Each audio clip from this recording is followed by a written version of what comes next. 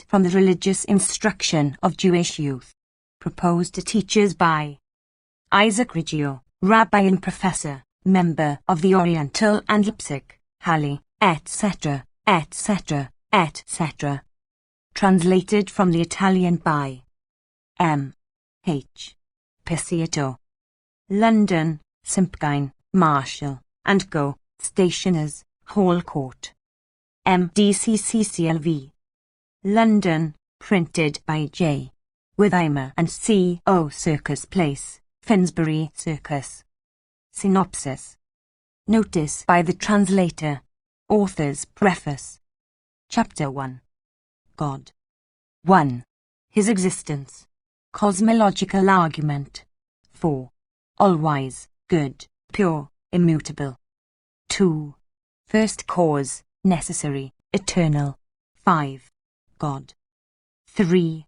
Omnipotent, free, provident. Omniscient, infallible. 6. Psychological argument. 7. Moral argument. Chapter 2. Man. 8. His faculties. 14. Double tendency. 9. His destination. 15. Contrast. 10. Intellect. 16. Choice. 11. Reason. 17.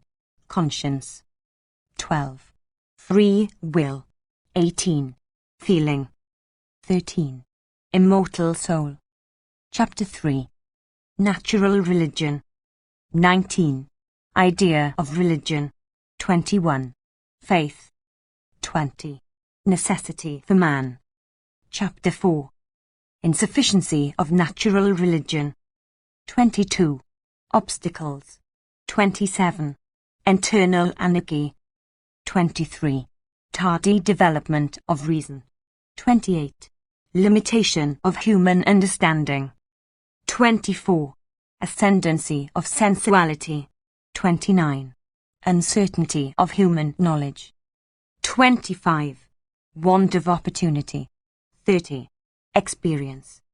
26. Social life. 31. Necessity of a revelation.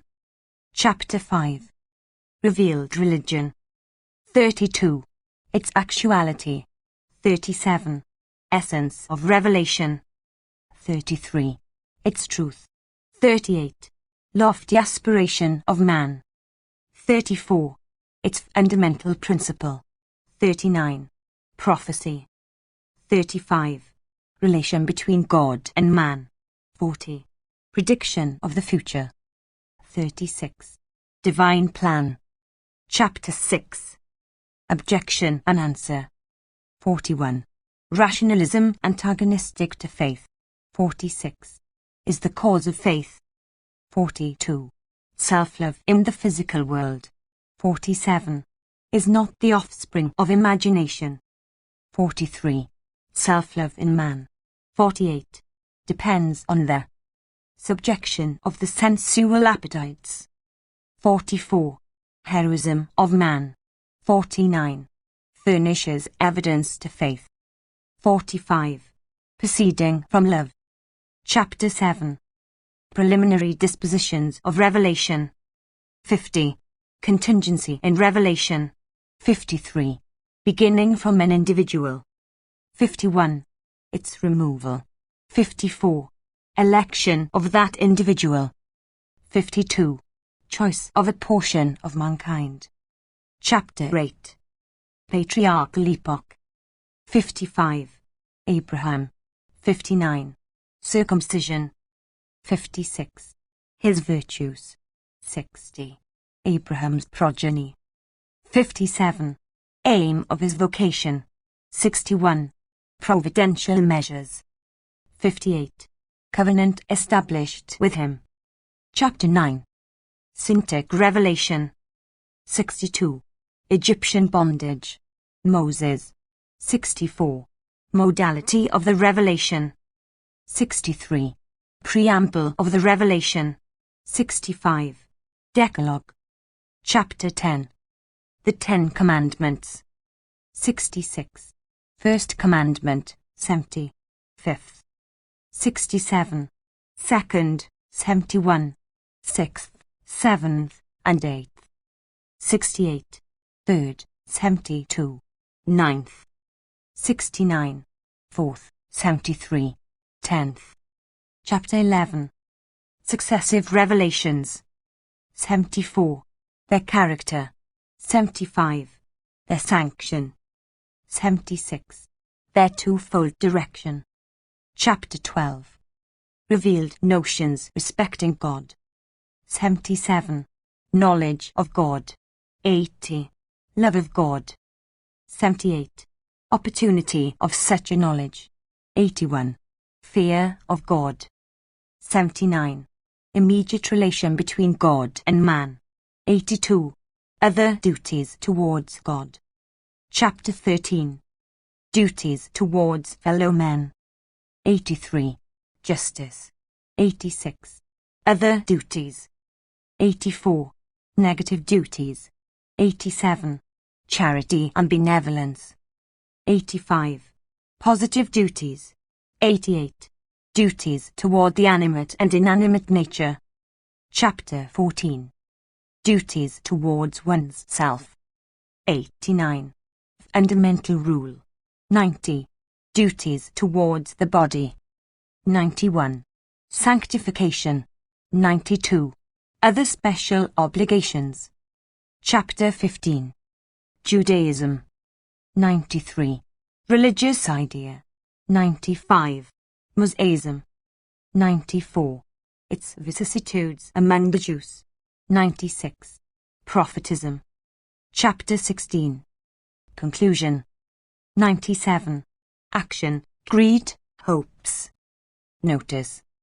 The name of Isaac Reggio of Goritz is now a celebrity in the Hebrew literary world.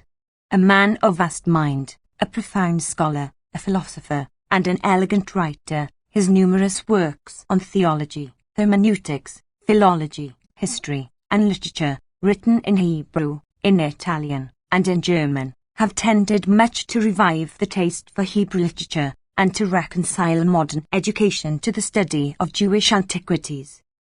The present little book is one of his latest productions in the Italian language, in a style at once concise and perspicuous, and with a form of reasoning suited to the scientific requirements of the times. He introduces the student to an enlarged view of religion, ascends with him to the heavenly source from which it emanated, and leads him, through the paths of virtue and love, to the comprehension and admiration of the objects contemplated by it. In short, he teaches, if I am permitted the expression, the philosophy of religion. I humbly, but firmly believe that, in the hands of able Jewish teachers, this work will considerably assist them to infuse into religious instruction a little more spirituality, and to impart a more comprehensive view of religion than the routine of former days deemed necessary, and that, by so doing, they will be better able to enlarge and satisfy the minds, improve the hearts, and generally advance the moral education of youth. Notwithstanding the well-intentioned and beneficial efforts of many friends of education among the British Jews, and the praiseworthy exertions of some excellent teachers, the education of the mass is, we must confess, still in a condition in which the attainment of those objects has not ceased to be a desideratum. We may or may not be on the level with our neighbours, but we have very urgent and special calls of our own for self-improvement. We have a particular mission to fulfill, with its concomitant duties. Such self-improvement and such duties are demanded by the spirit, not of the age, as is too commonly said and believed, but of an age which began 32 centuries ago, at the revelation on Mount Sinai, the spirit of Judaism, of well-understood Judaism. Our age, with all its boasted and undeniable progress, is still, morally, far below the type designed by Providence for humanity in the Saintic dispensation, far behind the spirit which dictated and pervades the pages of the sacred volume, and which, when thoroughly understood and generally acted upon, must bring about the supreme reign of justice, charity, and universal love, and, as far as attainable, the ultimate perfection of mankind. It has appeared to me that these truths find a plain and logical exposition in this little work, and that its contents may not prove uninteresting even to the general reader. I also believe that a more correct apprehension of the true spirit and principles of Judaism by our Christian brethren than is commonly arrived at will have the twofold effect of gradually leading to a larger measure of justice being dealt to the Jew, and inducing the latter to a higher degree of self-respect. For these several reasons, I have volunteered to translate it for the use of the English public, while other versions are being prepared in Germany and France. I trust that those to whose lot has fallen the honourable but arduous task of educating and informing young minds, and to whom it is more particularly addressed, will give it their earnest consideration, for the sake of whatever good they may cull from it, as a material in aid, while they are laying the foundations of virtue in the hearts of the rising generation. That the results may correspond to the intentions is the sincere wish of the translator. Author's Preface. To instructors. In the exercise of the sacred mission entrusted to you by Providence, that of educating our youth to piety and religion, it must have frequently occurred to you to wish that such an instruction could be imparted, not in the shape of dogmas demanding to be admitted without investigation, but as doctrines addressed to the intellect by proper demonstrations, and finding their way to the heart by stimulating its noblest feelings. The little book that I present to you is intended to satisfy, at least in part, that wish.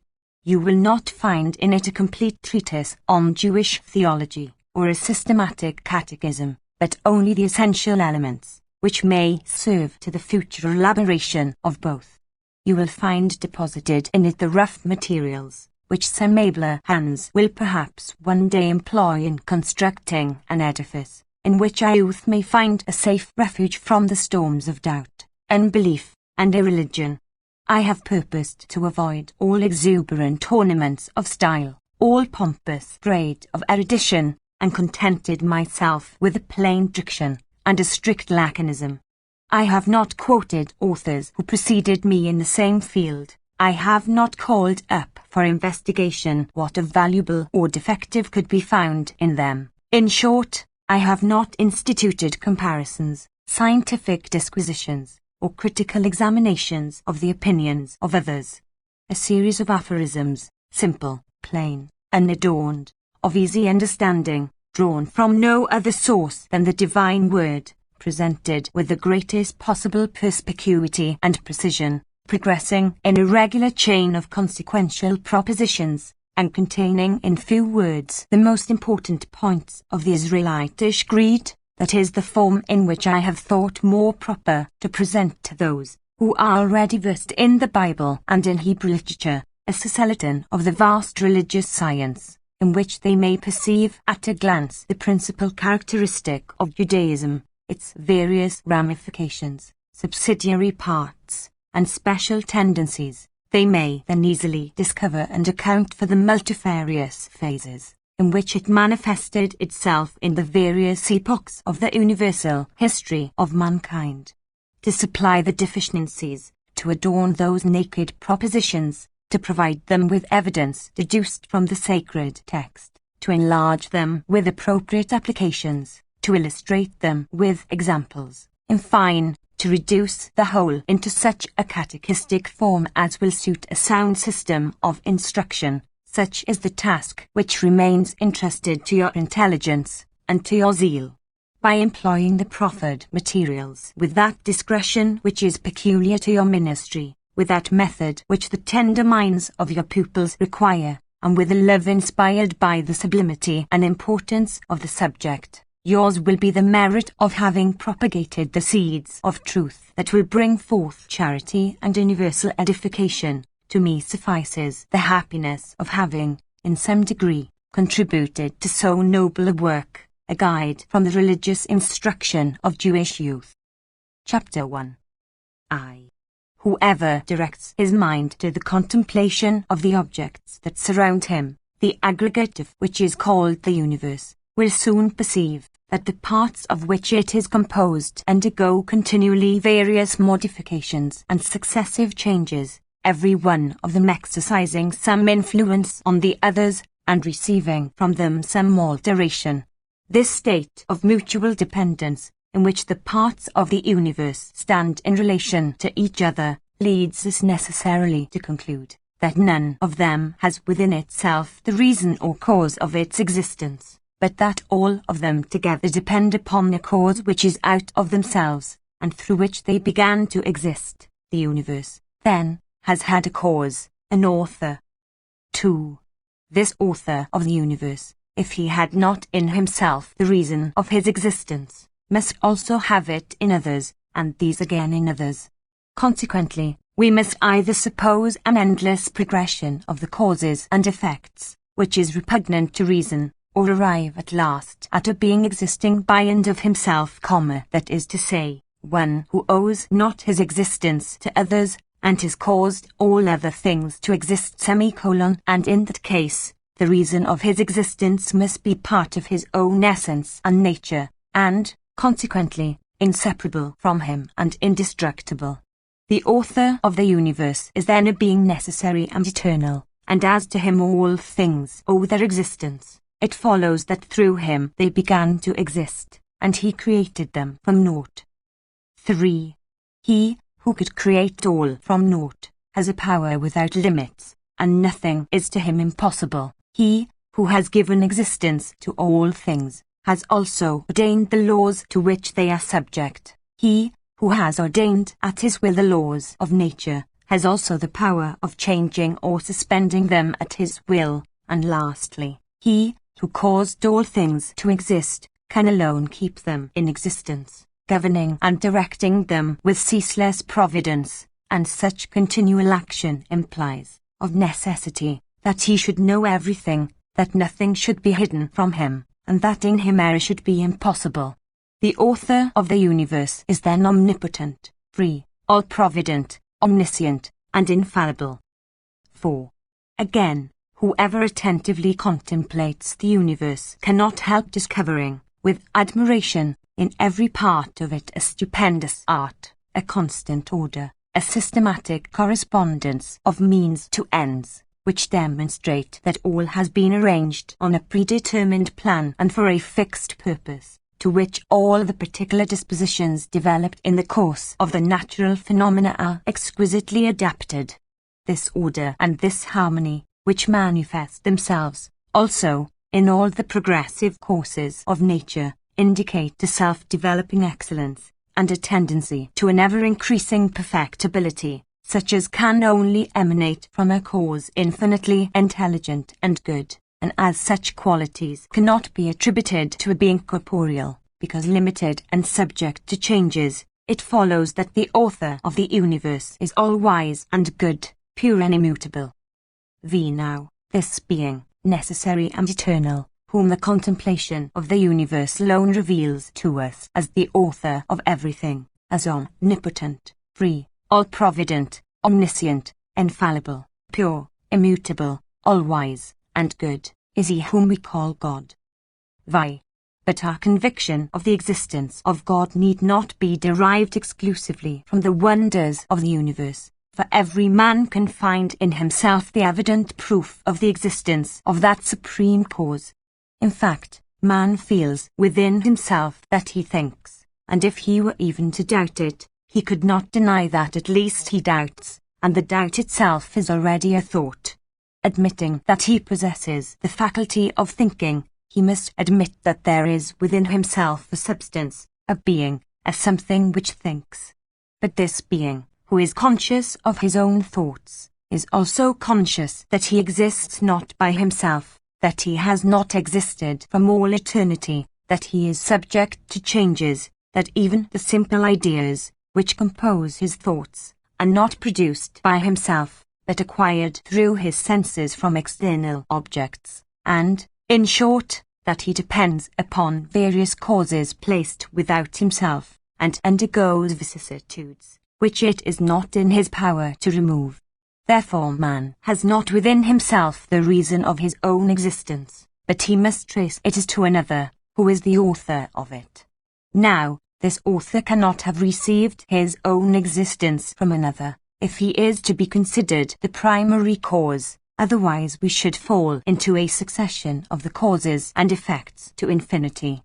Then, the true author of our existence is one who exists by himself, and as such he is eternal, omnipotent, all-wise, etc., etc. He is God. 7. Another source, affording the proof of the existence of God, man finds in himself when his intellectual faculties have attained a certain degree of the culture and maturity. He then knows himself to be a moral being, that is to say, a being who, placed between good and evil, can, of his own free will, adhere to the former and reject the latter, if he follows the dictates of his reason. Then the moral sense awakens in his mind the idea of a supreme blessing, of a progressive and infallible moral perfection, of a future final accord between virtue and felicity, and their necessary coexistence. Now, he cannot expect this supreme blessing from anything that surrounds him in nature, because he does not find in the latter the desired union of happiness with virtue, enjoyment with merit. He must, therefore, seek it in a supreme cause existing out of nature, in a cause which should contain in itself the type of the moral law, embrace the whole extent of that law with infinite intelligence, and act up to its dictates with a powerful will. This supreme cause is God. Chapter 2. 8. Man has many advantages and privileges over all other creatures. Not only can he, like other animals, perceive through his senses all the surrounding objects, but he can compare with one another the perceptions received, associate them together, separate them, and form new ideas. He can know for what purposes things exist, investigate their causes and effects, discern between good and evil, between just and unjust. He alone can communicate his thoughts to others, he alone can speak. 9.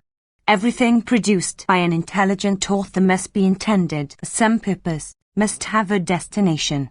Man, the noblest creature on earth, must also have a destination.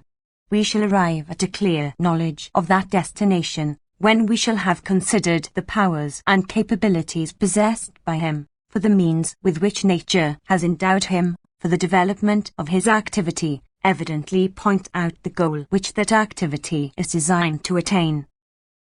Now, the capabilities that we discover in man are the following: besides a body constructed with wonderful skill, but weak, corruptible, mortal, man has within himself a vivifying principle, which substantiates in him the knowledge of things with the aid of the senses, renews in him perceptions once received, unites them, separates them, and forms out of them new ideas. This thinking principle is certainly different from the body, of which no part is apt to think, and is what we call the soul. The act itself of thinking proceeds from a faculty of the soul which we call intellect. 11. But the soul can also judge, conclude from causes to effects, distinguish between good and evil, between just and unjust, conceive an idea of things never perceived through the senses. It can recognize the supreme author of the universe. It can adore God. This faculty of the soul is called reason. Intellect and reason are the principal or superior faculties of the human soul. 12. Reason points out good as a thing desirable, and evil as a thing to be avoided. Yet man feels within himself a desire or impulse towards all that is pleasurable to the senses, although reason may represent it to him as an evil. And, on the other hand, he is conscious of his perfect freedom of choosing good, however disagreeable to the senses, and of abhorring evil, however tempting it may appear. He has, then, the faculty of directing his action to one or other of these two courses. His soul is endowed with free will. 13. A being endowed with intellect, reason, and free will cannot be composed of parts, because the operations proceeding from such faculties presuppose a comparison of various relations with each other, and a deduction of consequences from their principles, and these operations require such a unity and simplicity in their subject as are absolutely incompatible with the nature of matter, composed, as it is, of parts. The human soul is therefore a simple being, a spirit, and, as such, indestructible, immortal. 14. Man, then, unites in himself two natures, belongs to two classes of beings very different from one another, is a citizen of two worlds. In his body he is linked to the material world, undergoes all the vicissitudes of matter, is subject to the incentives of the senses, and is impelled to gratify their wants and cravings of physical enjoyment. As regards his soul, he enters into the sphere of intelligences. He feels himself attracted by the ideas of the beautiful, of the true, of the just. He participates in the condition of the spiritual beings, aspires to the immense, to the infinite, and is susceptible of an ever-increasing perfectibility, finding within himself the power of abhorring moral evil, viz., vice, and of cleaving to moral good, viz., virtue. 15.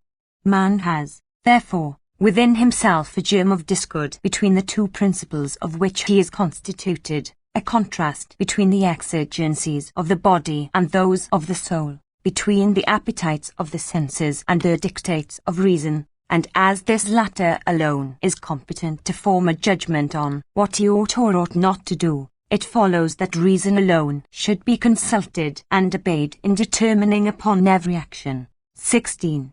Now, by freely and spontaneously resolving to conform all the actions of his life to the dictates of reason, which commands him to be wise in his self-government, upright with others, and biased towards the Supreme Author, man will have worthily corresponded to the end for which he was created. He will have fulfilled his destination, for it is clearly the destination of man to make the best possible use of the sublime faculties with which his soul is endowed, and the best possible use he does make when he subordinates his inferior to his superior tendencies, the cravings of the body to those of the soul, in a word, when he obeys the dictates of reason. 17. When man obeys the dictates of reason, an internal voice in his heart tells him that he has done right. He feels satisfied with himself, and is penetrated with a sense of true joy. When, on the contrary, he consciously infringes the laws of reason, he is not only deprived of that internal approbation, but an inextinguishable voice rises reproachful within his heart. He is no longer satisfied with himself, but feels uneasiness and perturbation. That internal voice, which judges man's actions, and generates happiness or sorrow, is what is called conscience. 18. But the human soul, when it concentrates itself within, has also the faculty of feeling the sense of its own individuality, and perceiving that the state in which it is its own. By virtue of this sense, which we may call feeling, the soul is led always to desire its own welfare, its own happiness. Thence springs love or hatred, inclination or aversion towards an object, as this object seems apt to occasion pleasure or pain. But man, sooner or later, discovers that a true and permanent pleasure cannot be obtained through any of the physical enjoyments on earth, which he may not always be able to procure, or, when procured, leave after them weariness and disgust. He, consequently, cannot place in them his true happiness, and his internal sense tells him that there are other enjoyments of a purely spiritual nature, which alone can satisfy the highest aspirations of his soul. The exercise of his moral duties, which, through his freedom of action, lies always within his power, and by which alone he can tranquilize his conscience and fully delight in self-contentment, is that which offers to his soul true and permanent enjoyment. That alone is worth desiring. Chapter 3. 19. On man governing himself morally well in life, it becomes manifest to him, on the one hand, that his conduct, being conformable to the end for which he was created, must also be agreeable to the will of the Creator. On the other hand, that same internal sense, which prompts him to satisfy the demands of his own conscience, leads him, also, to elevate his mind towards God, and he feels at the bottom of his heart that he would be wanting in the principal element of his happiness if he referred not his every thought to the author of his existence. This twofold direction of the mind towards God is called religion, a word derived from the Latin religare, for, as a moral being endowed with intelligence and freedom, man feels always a certain tendency to disengage himself from the physical order of terrestrial things, and to link himself again to the supreme cause from whom he emanated. 20. All the peoples of antiquity exhibited, in their successive developments, the aptitude of the human soul to entertain religion within itself, nay, the necessity in which it finds itself to connect the exercise of moral duties or virtue with the supreme source of all morality. In fact, God, in his infinite wisdom and goodness, wills nothing but what is good, and in no better mode could man ever manifest his gratitude to the author of his existence, than by doing that which is agreeable to his will. Hence it is, that whoever is true to his destination, is said to be true to God, and he who is virtuous is religious. There is, then, in the human soul a natural disposition to religiousness or piety, and the history of all ages testifies that no people ever existed, who, however rude and uncultivated, has not had some presentiment of the relations which bind the rational creature to its creator. Man is born to religion. 1. 21. This need for man to be religious constitutes the basis of faith. As man is said to know that which is proved to him by experience, or by the testimony of the senses, so he is said to believe that which is to him a real want, although it cannot be demonstrated to him either by experience or by the evidence of the senses. Knowledge is based upon objective, and belief upon subjective proofs. The existence of God, the providence with which he governs the world, the immortality of the soul, the excellence of virtue, the just expectation of a final triumph of good, and of an improvement and future perfection of the human condition, are truths which have their foundations in man himself, that is, in the nature of his soul. They originate in him, even without the concurrence of reflection, almost from an innate feeling of the heart, which impels him to admit them. They are founded on subjective proofs, and man believes them as necessities of his own nature. These religious truths are therefore called natural, and their disciples are said to profess a natural religion. Chapter 4. 22. Yet, notwithstanding the possibility for man to attain happiness by only following the voice of reason, experience has shown, in the most unmistakable manner, that natural religion is insufficient alone to guide mankind in the right path, to preserve him from error, and to regulate his life with constant conformity to his destination, under all circumstances and in all conjunctures. Such insufficiency is caused by various obstacles, presented by the self-same nature of man, and the objects that surround him, and which prevent reason from exercising an absolute dominion over the heart, and naturally weaken its influence on human actions. 23. First among these obstacles is the circumstance that the intellectual faculties do not exhibit so much vigor in early youth as the animal or appetitive faculties.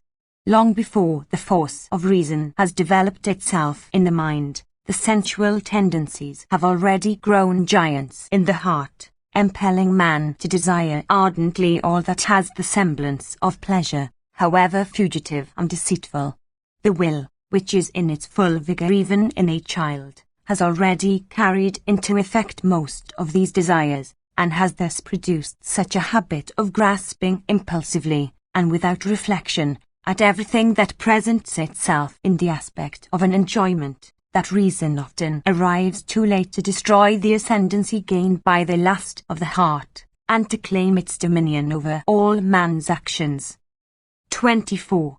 Besides, reason is sometimes in danger of losing its supremacy, even after having asserted it. Instinct, which, in brutes, holds the place of free will, confines their physical cravings within certain limits, and we never see an animal wallow in intemperance, but man, just because enjoying absolute freedom of will, may extend his desires beyond every limit, and so much strain and invigorate them as to succumb under their influence. Therefore reason, whether from its tardy development, or from the unlimited ascendancy of sensuality, holds the reins of its power always with uncertainty, and is not ever certain of being obeyed. 25. Another obstacle is to be traced in the want of opportunity and time, or, in other words, in the little time that man can spare to devote to reflection, in the presence of the multifarious cravings of his body. These cravings, increased, no doubt, by luxury and an inclination to superfluities, demand daily and hourly to be satisfied. He is, then, obliged to work unceasingly to earn or procure means of satisfying his own physical wants, as well as, not unfrequently, those of a whole family.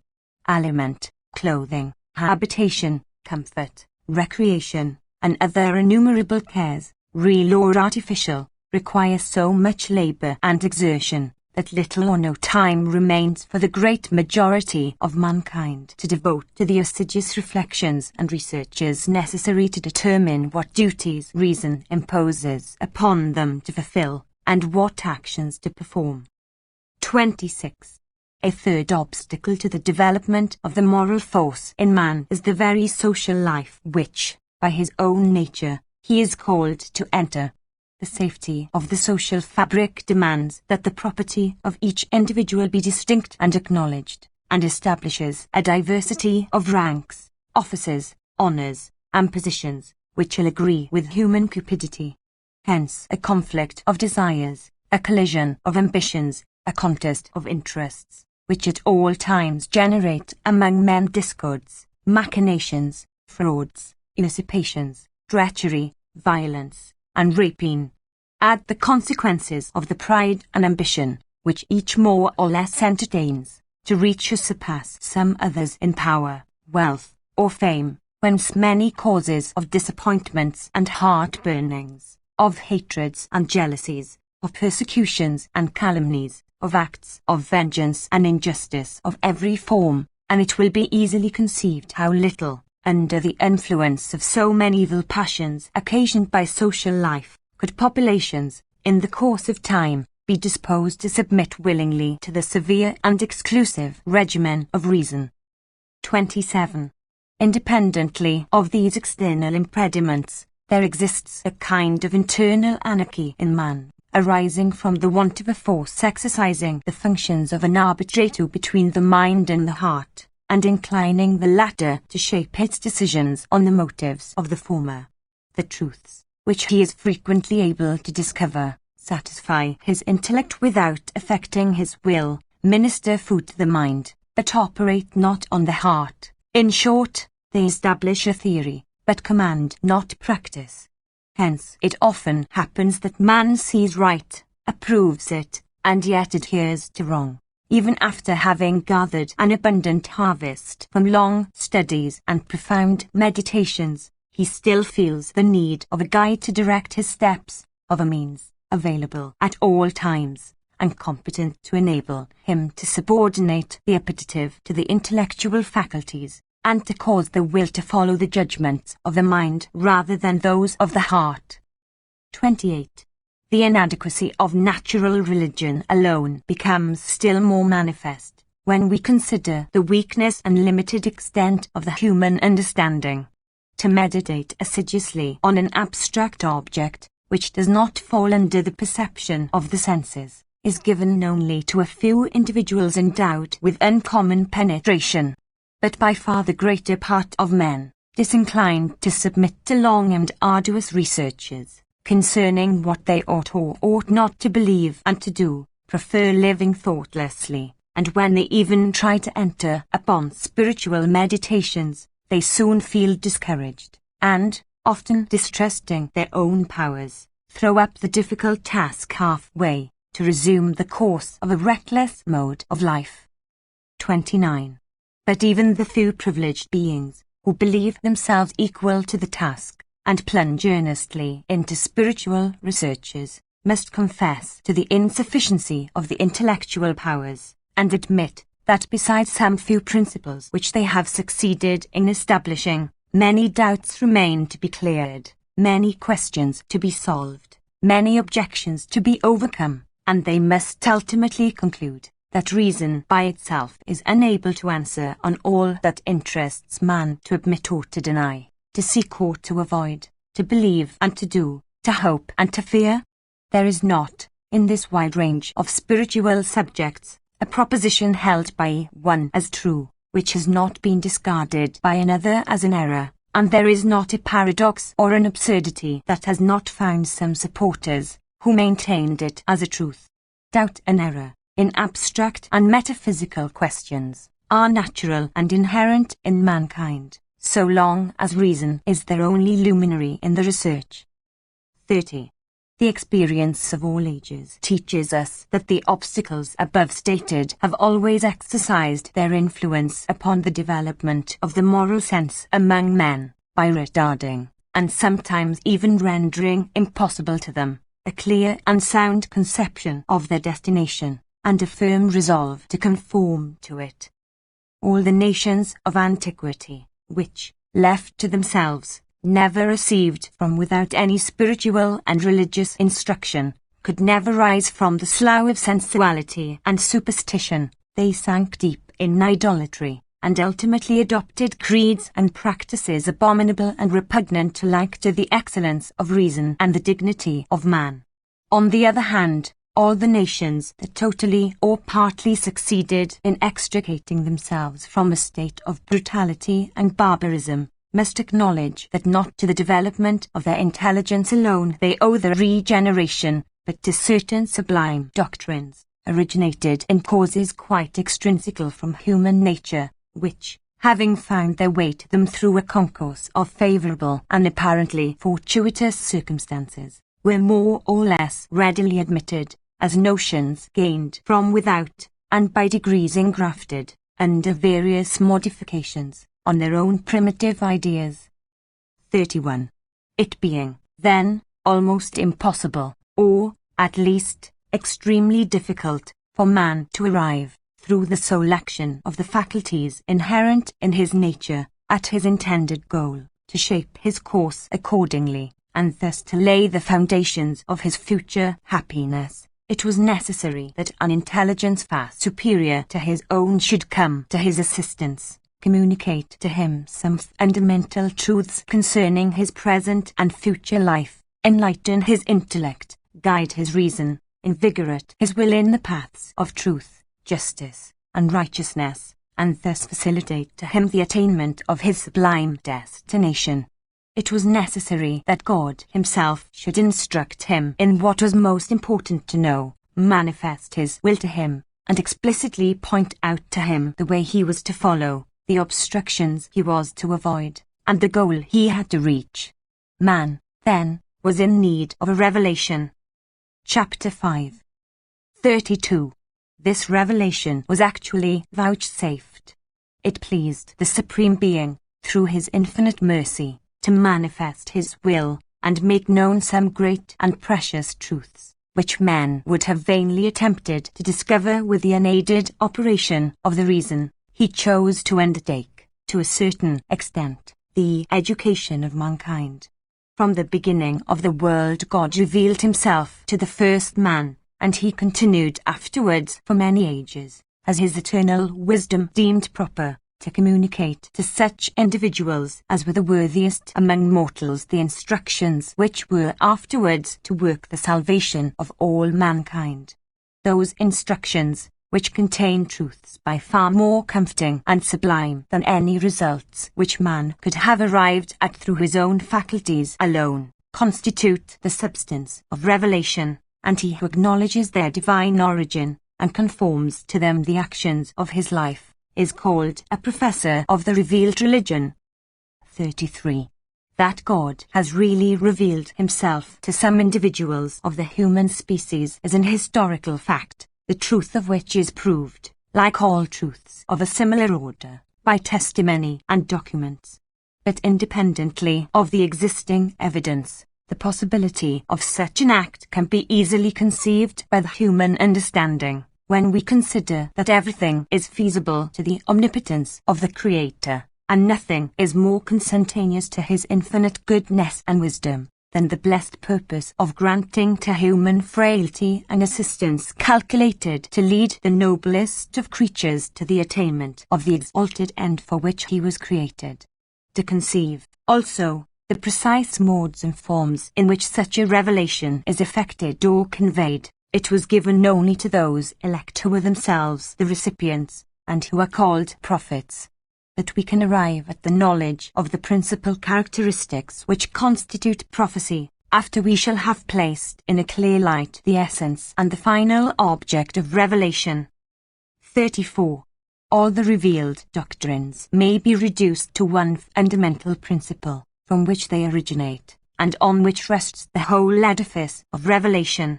This principle may be expressed as follows: besides the general relation of a dependence existing indistinctly between all creatures and their Creator, there is a relation more intimate and special between God and man, a relation of a spiritual and sentimental nature, arising from the circumstance of the latter being created in the image of God, by virtue of which man is not subject exclusively to the blind government of the physical laws of nature, but, almost independent of them, he walks under the immediate influence of his celestial Father. This independence, however, cannot be accomplished before he has succeeded in subduing his sensual appetites, and has bent them to follow the divine direction. Thus acting, he will not remain a passive spectator of the vicissitudes which accelerate or retard the fulfillment of that which the divine wisdom purposed as the final aim of the creation, but, through the immortal spirit transfused in him, he will feel impelled to take some active part in the great work of the ultimate universal perfection, and to associate his own will to the will of the Creator. 35. The relation between God and man is a tie of love. God being goodness itself, this finds a more extensive field for its manifestation in the rational creature than in any other. On the other hand, man, possessed of a spiritual soul, is superior to matter, and is capable, more than the other terrestrial beings, of receiving within himself an abundance of the divine benevolence, which diffuses itself throughout the universe in exact proportion to the various aptitudes of the recipients. It is precisely in consequence of the understanding with which man is endowed, and of his aptitude to nourish love for the Supreme Being, that he has been elected, from among all terrestrial creatures, to enter into a more intimate relation with God, and to cooperate, inasmuch as lies in his power, to the accomplishment of the divine plan. 36. The plan of the Creator is immeasurably profound, and therefore inscrutable.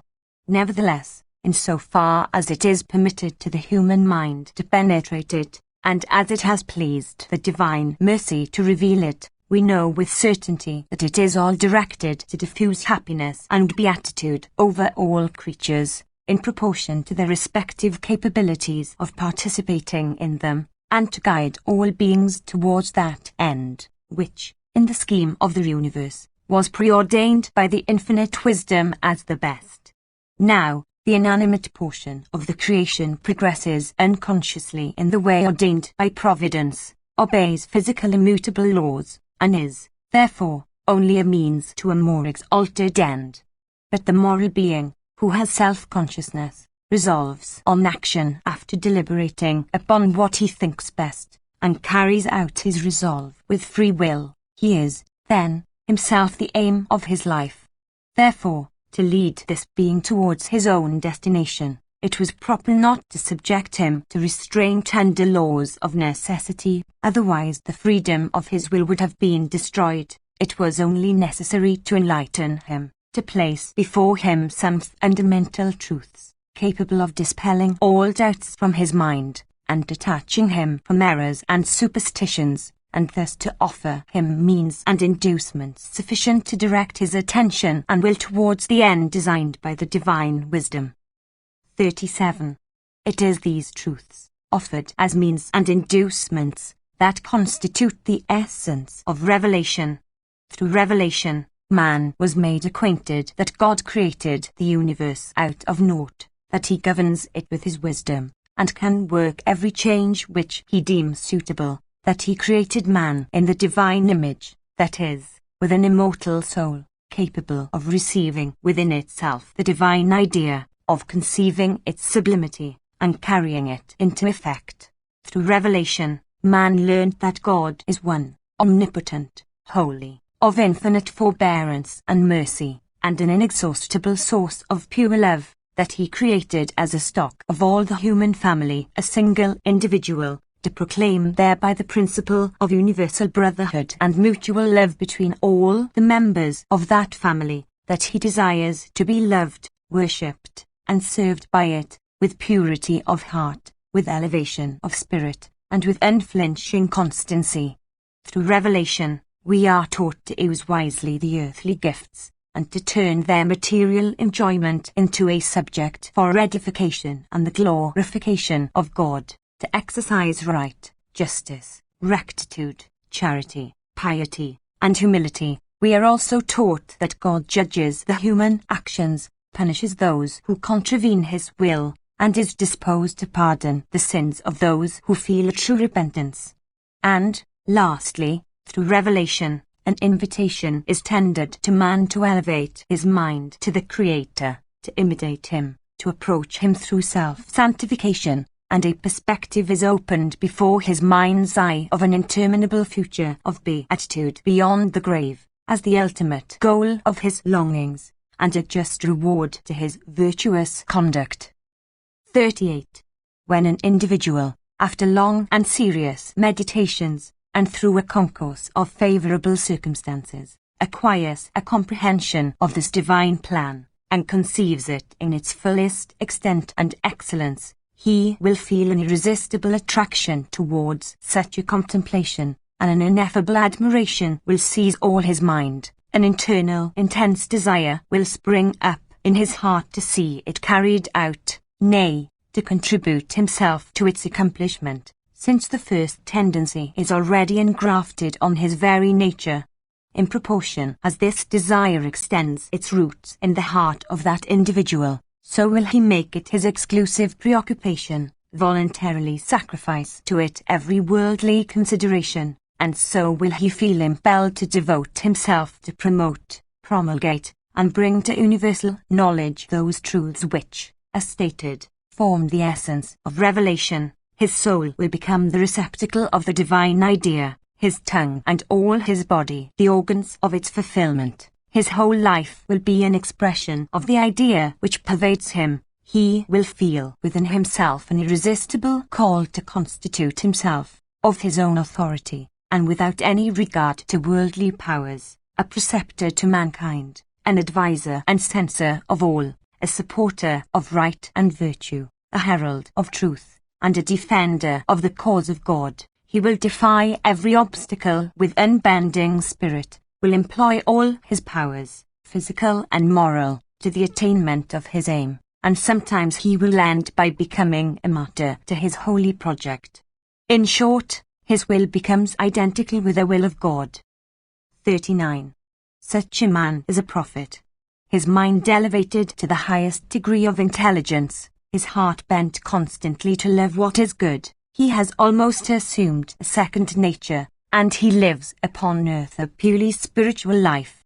Of all that surrounds him, nothing is of any value in his eyes but that which may contribute to the accomplishment of the divine design. In all passing events he sees but as many dispositions of providence calculated to direct men to the path in which they are called to walk. The very thoughts which cross his mind, and the wishes which form themselves in his heart, he regards them not as the productions of his own soul, but as emanations from the Spirit of God which dwells in him, and pervades all his being. Such a mode of viewing things is, after all, not a mere effect of his imagination, but a true reflex of the influence that actuates this man, an influence springing from the fact already stated, that his will has identified itself with the will of God. Hence the prophet is called a man inspired by God, for it is the divine spirit that pervades, agitates, and directs him. It is the divine spirit that found in him an instrument for its operation, an organ for its manifestation, a medium to carry out its high designs, a representative of God on earth, who shall recall men to their divine origin, and lead them on to their ultimate destination. Excel. From the foregoing exposition of the characters of prophecy, it will appear obvious that those are greatly mistaken who think that the exclusive or even the principal ministry of the prophet consists in foreseeing and foretelling future events. The prophet may occasionally find it necessary to his ends to predict some events, which he does by virtue of the divine spirit infused in him, but this is for him only an accessory means to the chief object, which is to propagate and promote among men divine knowledge and religious life. With an all-wise provision, God disposed that, as a rule, the future shall remain hidden from mortals, that they may exert themselves to render it propitious by their good actions, and if he sometimes permitted, as an exception, that it should be revealed to them through the dispensers of his word, it was not to gratify an idle curiosity, but to excite men to worthily conform their works to coming events. Chapter 6. XLI. The preliminary notions hitherto set forth are to be regarded as placed in the vestibule leading to the temple of revelation.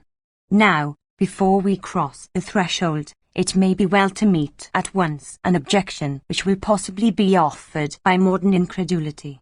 It is fashionably said that rational man can admit nothing as true except that which is proved to him by logical demonstrations, and as for the acceptance of a revealed religion, faith is a necessary element, and this must exclude, as commonly pretended, every kind of proof. Therefore all reasoning is out of the question, and the very basis of that which is sought to be inculcated as a truth renders it inadmissible.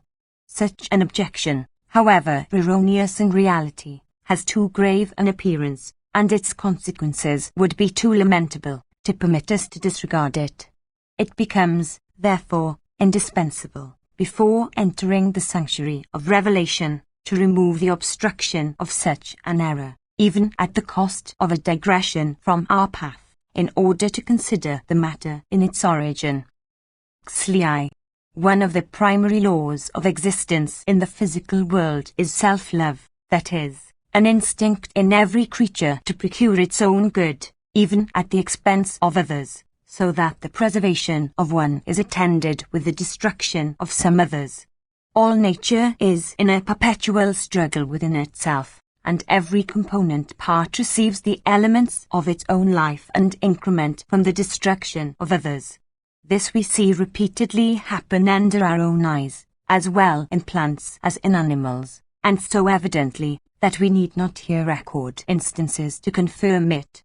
It is through this contrast of individual interests, through this perpetual alternation of production and growth with decrease and destruction, that Providence ordained the preservation of the world in its totality, while the individuals perish and the species remain. XLI. Man also, considered only in his physical nature, is subject to the universal law of self-love, and until he has arrived at a correct appreciation of his moral nature and duties, he will allow himself to be impelled by that law to possess himself of all that he thinks suitable to his own advantage, regardless of the detriment of others, and even of their very existence, and so will, on the other hand, every one else, being in the same condition, act towards him.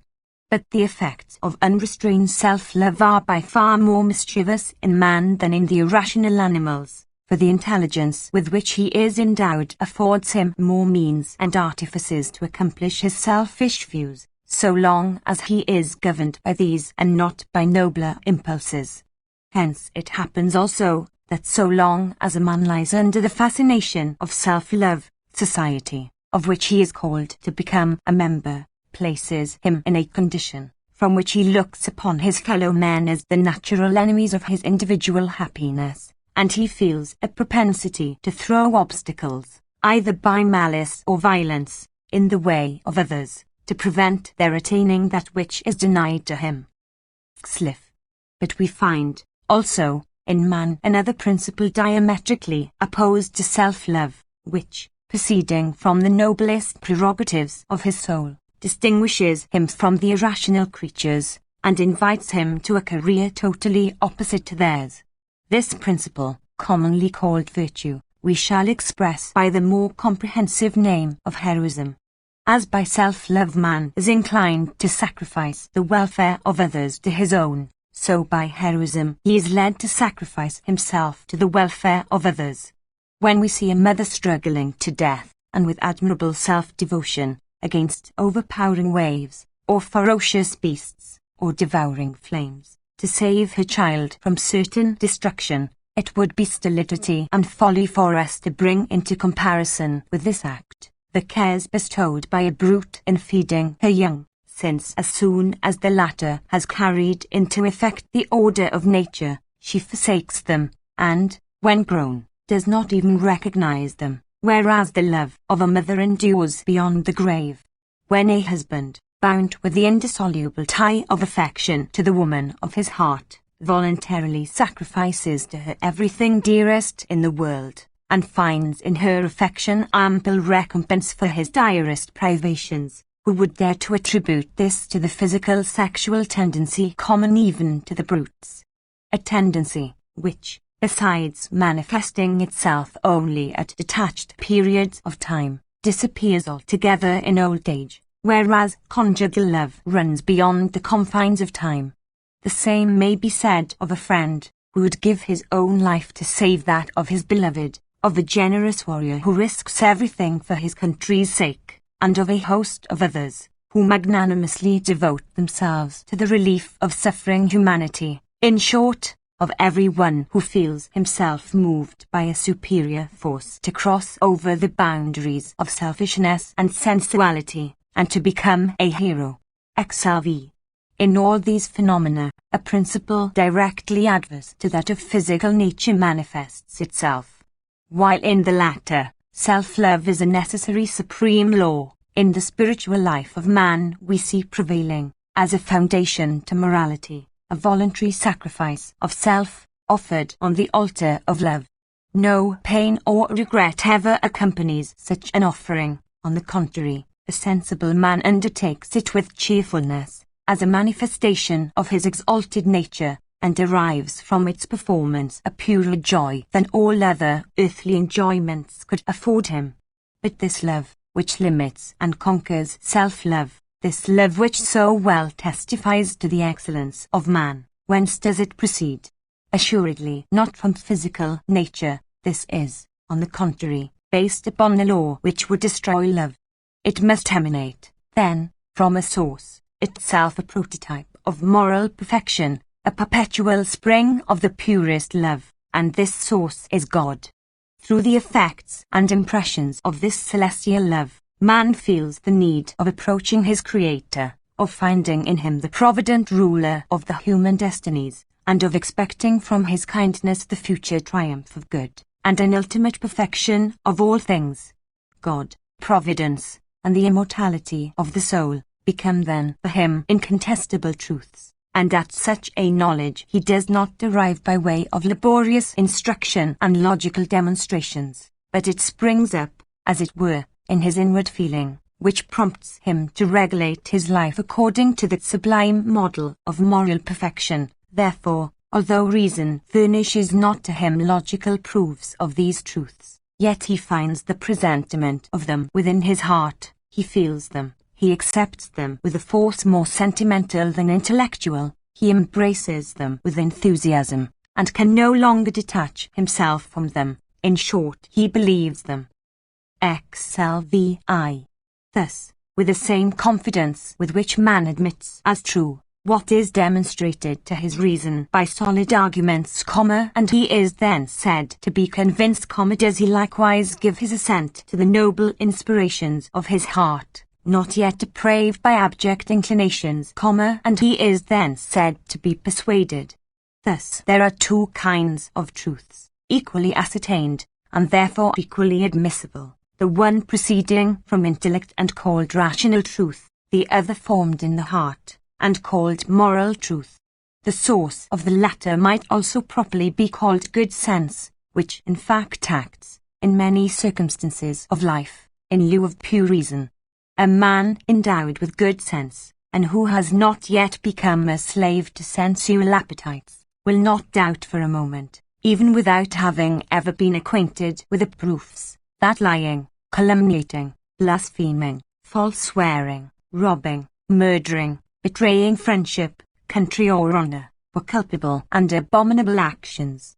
Other truths based on good sense are also the following: the faith we have in friendship, in the rectitude of those who administer justice, in the fidelity of a beloved object, in the tenderness of parents, in the excellence of virtue, and above all, in the wisdom, goodness, and providence of God. All these things we admit within our souls, not in consequence of a cold calculation of the intellect, but through an irresistible impulse of the heart, and in consequence of a sort of presentiment springing from the consciousness of our own noble spirituality, which develops itself and gains force, in proportion as we elevate ourselves above the material propensities to which we are subject as citizens of this earth. Those who, throwing themselves on this severe rationalism, will recognize nothing as true but what is demonstrated to them like mathematical theorems, will look upon the sentiments above referred to as delusions of the fancy, because they see them founded but upon feeling, but they who think so are manifestly in error. If faith in God, in His providence, and in the immortality of the human soul, were a mere product of the imagination, it would last only so long as the semblance, which had given it aliment, exists, and when man is awakened to the sense of realities and facts calculated to destroy the delusion, he would be seen to withdraw from the meshes of his error, and his reason triumphant would confess the former aberration of the mind, yet it happens not so. In the moment we are struck by some grave calamity, when we see fond hopes, long cherished, vanish in an instant, or when we are on the point of losing what is dearest to us, why is faith in God and in His providence not then so weakened in the religious man? Why, on the contrary, does he cling to it more and more? The reason is, because such a faith is not a cold theorem, against which some doubt may eventually arise, but a truth rooted in the love inherent in our nature, and consequently it acquires vigor with the growth of love, and its power cannot be extinguished but when we cease to love. So, also, the other impulses to heroism and to exalted moral action, by which we are induced to great sacrifices, or led to believe ourselves capable of accomplishing them, are produced in us by faith in an eternal source of pure love, by that faith which carries with itself the surety of a future life and a future kingdom founded upon love.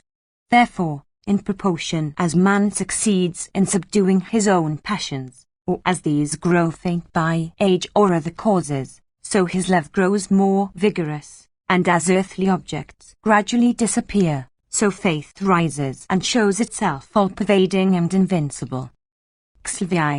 As a condition indispensable to the entertainment of faith, we have already insisted on the necessity of previously freeing the heart from the sway of the sensual appetites, and it is not without a grave reason, for therein precisely consists the secret of the solution of the great question agitated in all ages between the so-called rationalists and the supernaturalists. Intellect and reason are rays from the divine wisdom, bestowed upon man to assist him to discern between true and false, between good and evil, but such a function is not exercised by those faculties with an absolute power over the human will. They, on the contrary, are subservient to such desires and passions as have acquired a preponderance in the heart. They are similar to those ministers of a prince who, in offering him advice, only aim at facilitating the attainment of their master's wishes, or to the known effects of a glass applied to a jaundiced eye.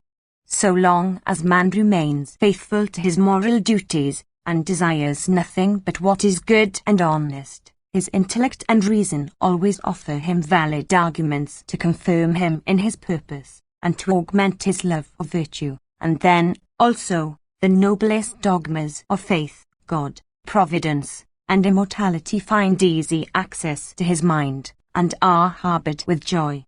But if depraved propensities have corrupted his heart, so that his aspirations are in a wrong and base direction, then these same faculties become ministers to the predominant passion, and suggest to man sophisms, fallacies, and specious subtleties, whereby to disown that which he heretofore respected, to upset the edifice of his faith, to lull his conscience and quiet remorse, to excuse his weaknesses and break through every restraint, and thus to warrant every kind of fault and vice.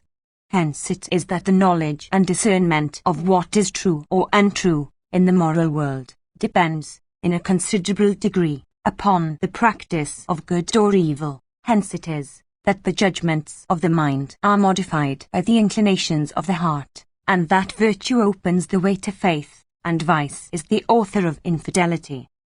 6. From what we have hitherto briefly stated, it will appear sufficiently obvious that the dogmas of revealed religion, though based rather on the ground of faith than on that of philosophy and strict criticism, are yet, for an upright man, susceptible of a degree of evidence equal to that of any other demonstrable truth, inasmuch as they have their foundation in human nature itself, and can be rejected but by him who rebels against the noblest impulses of the heart, to give himself up to the sway of passions or inordinate appetites. One of the features which most enhances the value of religion is precisely this, that it is the product, not of transcendental devices of the mind, but of faith in God, itself springing from love, and that consequently, it is not originated by the intellect, but infused by a divine grace. Thus we see every day, in our own experience, that the loftiest thoughts of virtue and heroism are not suggested to us by a long and laborious chain of the syllogisms, but break upon us unexpectedly as inspirations of the heart, truly, considering the divine spirit dwelling within us, and which we have but to harbour carefully, they break upon us like inspirations of heaven. Having, as we hope, satisfactorily disposed of the objection usually put forward by the so-called rationalists, we shall now proceed to relate the modes by which divine revelation historically came into actuality. Chapter 7. L. The benefits which the eternal wisdom had determined to confer upon mankind through revelation depended, however, on a condition without which they could never have been realized. It was necessary that men, on their part, should be inclined to receive the bidding addressed to them, that they should direct their attention to the truths to be gradually promulgated to them for their own advantage. In short, that they should feel disposed to correspond to the divine intentions. It was no part of the plan of the divine wisdom that men should be in any way constrained, for that would have been depriving them of the precious gift of free will, and destroying their essence. But this very liberty of action granted to man rendered the realization of the divine thought doubtful, and it might have happened that a generation, sinking itself into complete corruption, would have lost every trace of the truths already revealed, and thence a necessity would have arisen for one or more repetitions of the communication, with equal uncertainty of permanent success. Lee. To avoid such a danger, it pleased the divine mercy to found upon earth a permanent institution of an exceptional, wonderful, almost preternatural character, through which the preservation of the principal doctrines, that form the substance of revealed religion, could be ensured to mankind. As seeds of rare and precious plants are preserved with care, that the species may not perish, so the ruler of providence designed to establish among us a repository wherein to keep the germs of all that which concerns man's spiritual life, and he so ordained that they should be jealously guarded, and with particular diligence cultivated, in order to bring about their slow and gradual, but sure propagation among all the individuals of the human family. This provision is a most luminous proof of the unbounded love and mercy of the divine artificer towards the rational creature, to whom a powerful assistance is thus offered to attain his noble destination, without in the least impairing his liberty of action. Such a provision consists in God having chosen a small portion of mankind to be a medium for, and co-operator in, the grand work, and having entrusted to it the special important mission of perpetually preserving within its pale the principal dogmas of revealed religion, of keeping always alive on earth the remembrance of that relation which was established from the beginning of creation between the Creator and the human family, and, in short, of contributing with all its might to the practical realization of the divine idea. The chosen few had consequently to propose to themselves, as the goal of their career, the defense of the sacred deposit entrusted to them from all attacks that might be directed by malice, ignorance or superstition. They had to promote the propagation of the notions of monotheism, of the divine origin of man, and of the duties incumbent upon him to practice justice, charity, rectitude, and piety. They had to protest incessantly against polytheism, and against all and every idolatrous and superstitious greed, as adverse and injurious to the development of the principles of revealed religion. They had to confirm these theories by making themselves the exemplars of a religious life, and by bearing witness to them, when necessary, by their own martyrdom. They had thus to become the effectual instruments to the gradual diffusion throughout the world of those elements of truth, of virtue and happiness,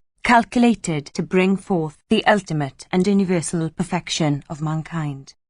In order that the individuals charged with such a grand mission should be competent effectually to fulfill it, it was necessary that they should themselves have been always free from the pernicious influence of the errors and corruption, which had already spread almost throughout the world. It was necessary that their minds should have remained unpolluted by the notions of the extravagant and degrading idolatries, which were in practice among almost all the ancient nations, and that their hearts should have remained untouched by the contagion of universal depravity. The soil to which any seed, however good, is to be committed, would never respond to the expectations of the husbandman, if it were not cleared from weeds and thistles. Those individuals had, therefore, to be drawn aside from the general society of men, and from their infancy educated and prepared, so as to receive within their virgin souls the seeds that were afterwards to produce in them, and through them, the spiritual regeneration of all mankind. But here another difficulty presented itself. Who would have undertaken the charge of watching over those individuals from their infancy, and keeping them in such an isolation as to make them inaccessible to the general depravity? It was, then, necessary to begin by a single individual, whose descendants should receive from that stock the education capable of fitting them for their future mission. The providential measure once decreed, of selecting an individual as guardian of the revealed truths, and making him the father of a posterity, whose duty was to preserve them and to make them fructify, it remained only to determine the selection of the person. And here it is obvious that not a capricious hazard, not an indulgent predilection, but only a strict justice and wise impartiality could determine the important choice. Whoever would have aspired to such a glory, and everybody could have aspired to it, by no other means could he have attained it than his own merits. Such a man must have, of his own accord and spontaneously, withdrawn himself from the general current of a depravity, opposed, by his own impulse, the absurd ravings of his contemporaries, displayed a lively attachment to virtue, and a steady abhorrence of evil, cultivated, above all, justice, charity, and righteousness, in his every action, that man must have thrown off the subjection of the senses, and all cupidity of earthly things, and, almost assuming a second nature, have soared towards the eternal source of truth, the creator of the universe, offering as a sacrifice to him his own dearest personal interests, and, if required, his life itself. Chapter 8. L.V. Such a man did appear on the stage of the world. It was the patriarch Abraham. The rarest qualities of mind and heart concurred admirably to render him fit for the high mission. By the superiority of his intelligence, he arrived at the rejection of the captivating, but absurd, idolatrous opinions of his contemporaries, and at the recognition of a unique supreme cause of all things, omnipotent, all-wise and holy, that governs all with impartial justice and infinite mercy. The nobility of his sentiments led him to labor and exert himself in the diffusion of these holy notions wherever he found himself, and he was most sedulous in drawing the attention of men to that which most concerned their spiritual life. An unparalleled cordiality towards not only his own friends, but all who approached him, a self-abnegation, carried to the point of refusing the best deserved remuneration, a humility ready to waive any right of his own in order to support that of others, a hospitality full, generous, unasked, a continual exercise of charity and justice, which had become in him a second nature, in fine, a submission of all himself and his dearest to the will of God. Such was the character of that celebrated luminary of antiquity, of that man truly divine, of that exemplar of sublime virtue. Lvi. Although so many pre-eminent merits indisputably assigned to him the distinction we have pointed out, yet the divine wisdom decided to subject his constancy to various trials, with a view of making manifest to the world the excellence of that virtuous character, and the justice which dictated the choice. In the continual antagonism between the material and spiritual interests involved in the events of his agitated life, he had opportunities to display the noblest firmness in causing the latter to prevail. Involuntary peregrinations, conflicts with foreign potentates, domestic discords, dangers, hazards, hopes deferred, and promises well nigh forgotten, became to him so many occasions for the exercise of the highest virtues, and last, the holy resignation with which he prepared to immolate his beloved son, thinking thereby to respond to a divine binding, raised his glory to an unapproachable summit. If the other deeds of his edifying piety caused him to be appointed a herald of the true religion, this last heroic act brought down upon him the greatest blessing, in the shape of a promise, that even to his remotest posterity would be extended the mission of jealously preserving the revealed truths, and effectually cooperating in their propagation, so that through that posterity would be blessed all the families of the earth. Lvi. Abraham's vocation marks a luminous and highly interesting epoch in the history of humanity. It was the commencement of the execution of that plan of education of mankind, which, conceived since the beginning in the increate mind, came by means extraordinary, yet consistent with the natural course of earthly events, to diffuse itself gradually and to acquire a progressive force among the various ramifications of the human family. In that vocation we perceive the first threads of a wonderful tissue of events, as well in the physical as in the moral world, which went on preparing a slow but always progressive development of the human intelligence, and will go on to produce ultimately the full final accomplishment of the same primitive plan, so grandly conceived. In fact, in the very act of electing this patriarch, God revealed the ultimate object of the election by saying that he chose him, in order that he might transmit to his latest posterity the obligation, which was to become characteristic of it, of exercising and promoting charity and justice, the two chief columns on which rests the edifice of human perfectibility, two conditions indispensable to the fulfillment of the divine idea, and therefore called ways of the eternal. Lvi. Abraham and his race having been called upon to perpetuate the idea of the relation existing between God and man, it was obviously necessary that such a relation should be fixed and established in a more precise mode in the individuals of that race than it was in any others. In other words, it was necessary to show clearly that the idea, which was to be promoted among others, was firmly seated, under permanent and concrete forms, in those who were called upon to propagate it. This permanency of the relation exhibited itself, then, to Abraham and his posterity under the form of a covenant between God and that family, whereby the contracting parties, as it were, promised and undertook to maintain certain conditions, upon which depended the subsistence of that relation.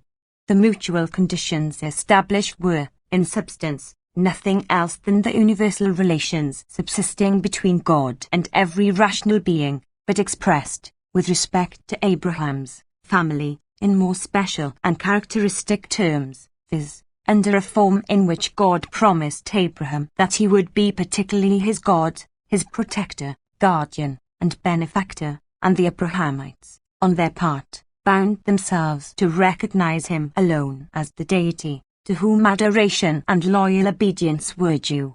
Thus the covenant, which had been formally established in general terms with Noah, as the representative of all mankind, was afterwards confirmed in more specific terms to the Abrahamites, as those who were appointed to keep and to promote among mankind the fulfillment of the conditions of the said relation. Considering the Abrahamic covenant in this point of view, all objections of unreasonable exclusiveness and unjust predilection, which have been sometimes urged, must disappear. The God of Abraham is the God of the universe, and the descendants of Abraham propose to themselves nothing more than the attainment of that same happiness to which every mortal can aspire. Lix. In order that the idea of the contracted covenant might remain firmly impressed on all Abraham's progeny, it was necessary to institute some external mark, which should continually recall it to the mind, for an idea being but an abstraction, it could not be very long retained in men's minds, without some symbol or visible sign capable of keeping its remembrance alive. It was also necessary that the adhesion of that progeny to the covenant should not begin to take effect in individuals in the adult age only, and as a result of one's own spontaneous reflections, as had been the case with the first stock of that family, but that it should present itself as an accomplished fact, and, therefore, irrevocable and obligatory, so that every future offspring should bear from his birth an external indelible mark, characterizing him as a follower of that principle, and qualifying him to enter into the pale of that association. By such means the preservation of the covenant was ensured, and a beginning was made in the system of those external, symbolical, and commemorative acts, which were to be thereafter prescribed to all that race, when sufficiently increased to form an entire people distinct from others. This external mark, instituted before the birth of the elect progeny of the patriarch, is the circumcision. Alex.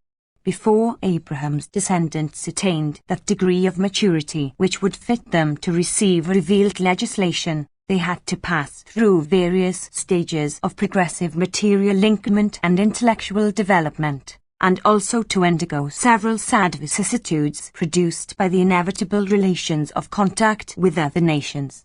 Throughout all this period, which we may call preparatory, the divine wisdom was pleased to take that race by the hand, guiding its first steps, and watching in an extraordinary manner over its destinies, so as gradually to prepare it for the high mission for which it was designed.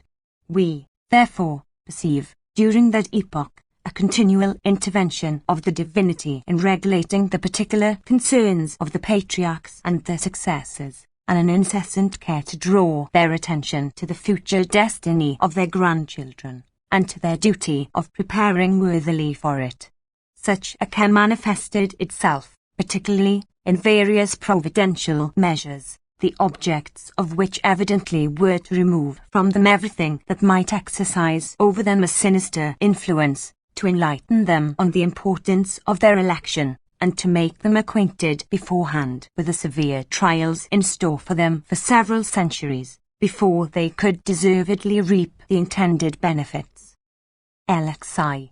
To this category of providential measures belongs the state of isolation and of precarious subsistence, in which, by the divine will, the first fathers had to live, in respect to their neighbours, in that same land which was yet promised to them as a perpetual inheritance, whereby they were brought to learn from the beginning that the great work, which their children were called upon to accomplish, was not absolutely dependent on the possession of a land under their own sovereignty, but rather on the religious doctrines to which they were to remain faithfully attached.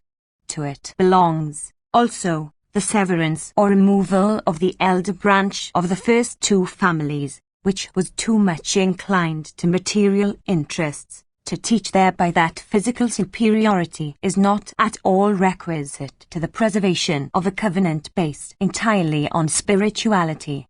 And, lastly, to the same category of measures belongs the decreed long servitude of the Abrahamites in a strange land, in which not only the door to social enjoyments would be shut against them, but a barbarous tyranny would also deprive them of the free exercise of acts which are an imprescriptible right of all mortals. Through the instrumentality of such an oppression, the profound counsels of the eternal wisdom design so to regulate the first education of that growing people, that, refined in the crucible of adversity, it should early learn to renounce the subjection of the senses, and turn its heart and soul to God, from whom alone it could hope salvation. It was only by depriving the people of all human support, and of all extraneous influences on its culture, that it could acquire a character, firm, independent, tenacious in the principles adopted, adverse to foreign notions, faithful to its vocation, and that its mind could be deeply impressed with a sentiment of a constant adoration of the Supreme Being, as its only deliverer, legislator, father, and sovereign. Chapter 9. LXI. The descendants of the patriarchs, grown into a numerous people, were, then, obliged to undergo the severe trial of a long servitude in Egypt, from which they could expect no rescue otherwise than by a recourse to the God of their fathers. If the privations of earthly enjoyments tended to strengthen their spirits and courage against adversity, and to direct their desires towards gratifications of a more elevated nature, if the repulsive conduct of their oppressors, by character hostile to all strangers, and by system constituted in different castes, each of which jealous of its own privileges, favoured in a great measure their isolation, and kept them from a pernicious contact and association, it was the prayer which they offered up from the bottom of their hearts to the supreme ruler of their destinies, whose covenant with their progenitors they remembered. It was that prayer that hastened the termination of so severe a discipline, and drew near the epoch of their glorification. A fit instrument only was wanted, through which the deliverance should be effected, an organ to communicate to the people the divine laws, a medium for the new solemn covenant which was to be proclaimed between God and Israel. They select from among all mortals, whose noble character, resplendent with all human virtues, was heightened by the true grandeur of an unexampled humility, was the holy legislator Moses, the divine man, the faithful expounder of the will of God, the first link of the glorious chain connecting the human family with its Maker. He was appointed to deliver miraculously the Israelitish mass from the yoke of Egypt, and to lead it to the skirts of a mountain, where the grand act of the revelation was to be accomplished. LXI. Before imparting that revelation, the divine wisdom vouchsafed to declare to the people at large, in brief but clear words, the ultimate object intended to be attained by such an institution, and the principal condition conducive to its realization. Therefore it was that God began his communications by saying to Israel, through Moses, I have brought you unto me a concise and sublime sentence, which comprehends in itself the whole system of revealed religion, for the recognition of the intimate relation which brings the rational creature near to its Creator, is the true goal of man's destination.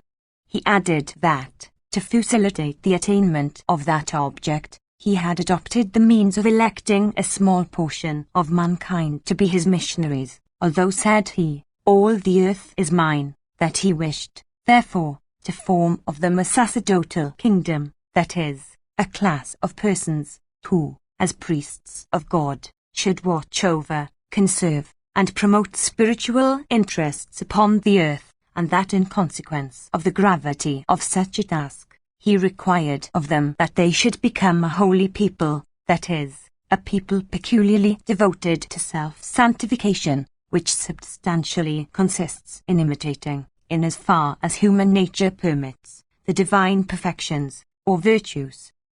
Luxif. The awfully solemn act which succeeded this preliminary manifestation is the most portentous event to be found in the annals of the world.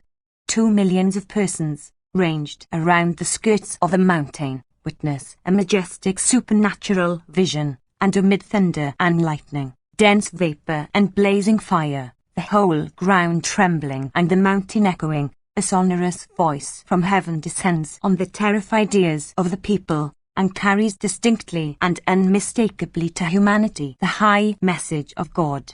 By the pomp and circumstance which attended the glorious scene of the first revelation, God was pleased to afford an incontestable evidence of the truth and divinity, not only of the doctrines which were then and there being revealed, but of those, also, that were to follow, the unimpeachable testimony of the senses of a vast multitude, brought to bear upon the first and fundamental communication, was capable of producing so full and lasting a conviction in the minds of the numerous hearers, as to remove for the future all doubt as to the divine origin of revelation. Through an immediate sensible perception, which by its nature carries the most irrefragable certainty, Israel, then, received from God himself the first dictates of a religion, of which that people was to become the professor, conservator, and propagator, in perpetuity, and equally convinced of the true mission of its leader, Moses, it naturally accepted from the latter all subsequent instructions, as laws emanating from the same divine source. LXV. The word of God pronounced in that memorable instant, and known since under the name of Decalogue, or 10 Commandments, could not, however, embrace the whole sum of religious truths that were intended to be revealed, because it would have been humanly impossible to the people to persist in that extraordinary state of intimate spiritual or prophetic relation with the deity, till the end of all the revelation. Therefore, the Decalogue exhibits only some fundamental points, which, from their importance, deserved to be more prominently impressed. It marks the outlines of the foundation upon which the edifice of revealed religion was afterwards to be raised. Yet, although the promulgation of the entire divine code was a work reserved for the blessed legislator Moses, the 10 Commandments present, nevertheless, a compendious but complete system of institutions, referring to all those social and religious subjects which most interest mankind. In fact, the 3 relations of man towards his Creator, his fellow man, and himself, are traced in the Decalogue in a masterly manner, classified according to their order, and elucidated by placing prominently forward one culminating point, which serves to determine their true character. Such is the wise economy of all revealed laws, that generally avoiding abstractions, they select as a standard one special case of the most interesting, and leave it to the care of the human understanding to generalize, and deduce from it universal theories. 2. Consequently, on analyzing the 10 emanations of the divine will, we must transfer mentally each of them to the class of duties to which it belongs, and consider it as intended to represent all that class. Chapter 10. LXVI. The first commandment, which regards the relations of man with God, lays down that the acknowledgement of the Supreme Being is the basis of all the revelation, and gives us to understand that such a conviction then began historically to manifest itself on earth, taking root first in the people of Israel, whom therefore the deity addresses, saying, I am the eternal, by God, signifying, by the alone acknowledged hitherto. It also establishes the immutable eternity of the absolute being, conveyed in the etymology of the ineffable name. Next, his indivisible unity, indicated in the word El, which denotes the sum of all the powers, and the aggregation of all the attributes, in one and the same essence. The same text proceeds then to arouse the feelings of gratitude, which must bind especially this people to the powerful hand that had delivered it from ignominious servitude, and this involves the obligation in the same people of devoting itself entirely to God, and subordinating all its tendencies to religious feeling. The last two words of this text allude to one of the great principles on which revealed religion rests, the eternal having thereby proclaimed, not only the individual equality of all the Israelites before the law, but also the personal liberty of all men, which principle, being regulated according to the true idea of right, becomes the fundamental basis of civil society. XVI. The worship of the only God, coupled with the absolute rejection of every form of idolatrous and superstitious greed, forms the subject of the second commandment, which completes the portion of the Decalogue regarding the relations of man towards the Creator. It severely prohibits every kind of idolatry, both that which substitutes for the true God false and imaginary beings, or even beings real but contingent and created, and that which would associate in his worship of veneration for others, under the title of mediators or protectors. It then interdicts the making of any image whatsoever, when intended to represent the infinite and incorporeal being, and bids us neither to pay to any such simulacra religious respect or veneration, which is due to the true God alone, nor to practice such conventional acts, as, however insignificant in themselves, are yet held by idolaters as modes of worship. Lastly, this commandment conveys the obligation to dissent from, and reject, every superstition and every error, requiring us to preserve pure and immemorate the adoration due to the Supreme Being, who, in this sense, is represented in this text as jealously watching over human actions, and a not indifferent spectator of good or evil, therefore a sure punisher of the guilty, and an eternal remunerator of him who faithfully adheres to his law. XVI. As a transition from the duties towards God to those towards our fellow men, the two succeeding precepts are opportunely placed, one of which concerns the act of invoking the divinity between men, and the other the mode of elevating men towards the divinity. In the multifarious contentions arising in social life, it sometimes occurs to have recourse to God, to convalidate an assertion, or to test a truth. Now, in the act of attestation called oath, the third commandment prohibits with the greatest rigor anything that might offend the sanctity of the ineffable name of God, which is invoked by the deponent in attestation of the truth of his words. Consequently, the text declares that if such a solemn invocation were made to confirm a thing, which is not wholly conformable to the intimate conviction and most scrupulous conscience of the swearer, the consequences would be a profanation of the name of God, and a scandalous immorality, to the detriment of society at large, for this could not subsist without an upright administration of justice, and the latter would be upset and trampled upon by perjury. In order to show more prominently the gravity of this matter, and to protect society, in avenging, God protests that he would never leave unpunished whomsoever should render himself guilty of the monstrous crime of perjury. 6. From the moment when the work of creation was completed, the divine wisdom ordained that an intimate relation should subsist between man and his Creator, and called that day holy and blessed on which so merciful an institution was inaugurated and began to come into operation. This relation, which, as we have already stated, forms the basis of revealed religion, tended to emancipate man from the sphere of materiality, and to render him conscious of his higher destination, and capable of accomplishing it.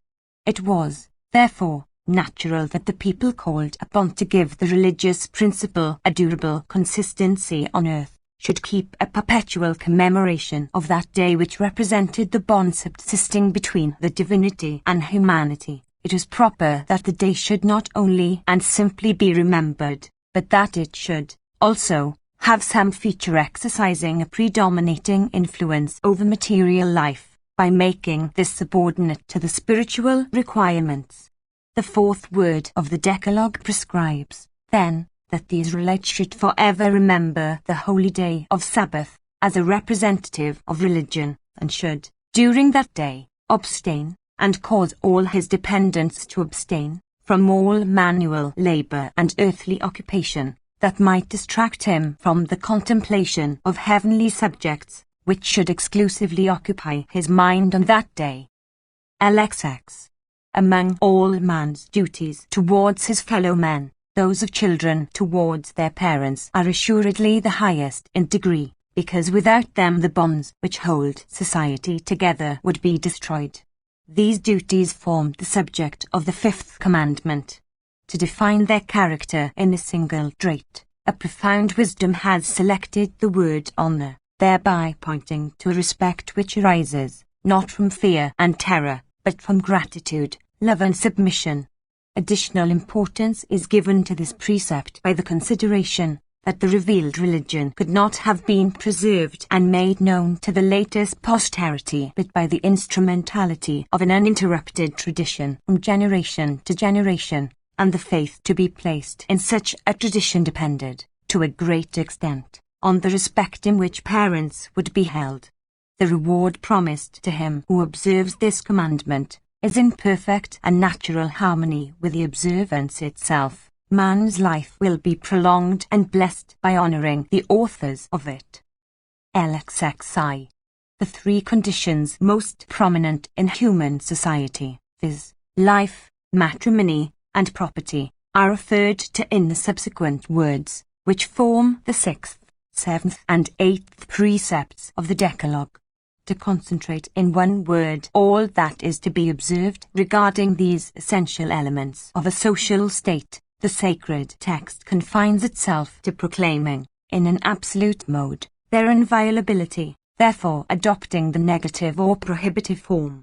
It is desired to prevent and forbid every arbitrary act, and every unjust attempt, directed to deprive the legitimate possessor of, or to restrict and in any other way to disturb him in, the full, free, and exclusive enjoyment of his own. To respect the life, the conjugal bed, and the property of others, is to consolidate the bonds of society, to pay homage to the eternal principles of justice, upon the practice of which God willed that the preservation and prosperity of mankind should depend. LXXI. In order that our conduct towards our neighbours be strictly in accordance with justice, it is necessary, generally, that it should be based upon an honest and straightforward character of veracity, and that our outward demonstrations, in deeds and in words, should not be at variance with our inward convictions, respecting the merits or demerits of our fellow men.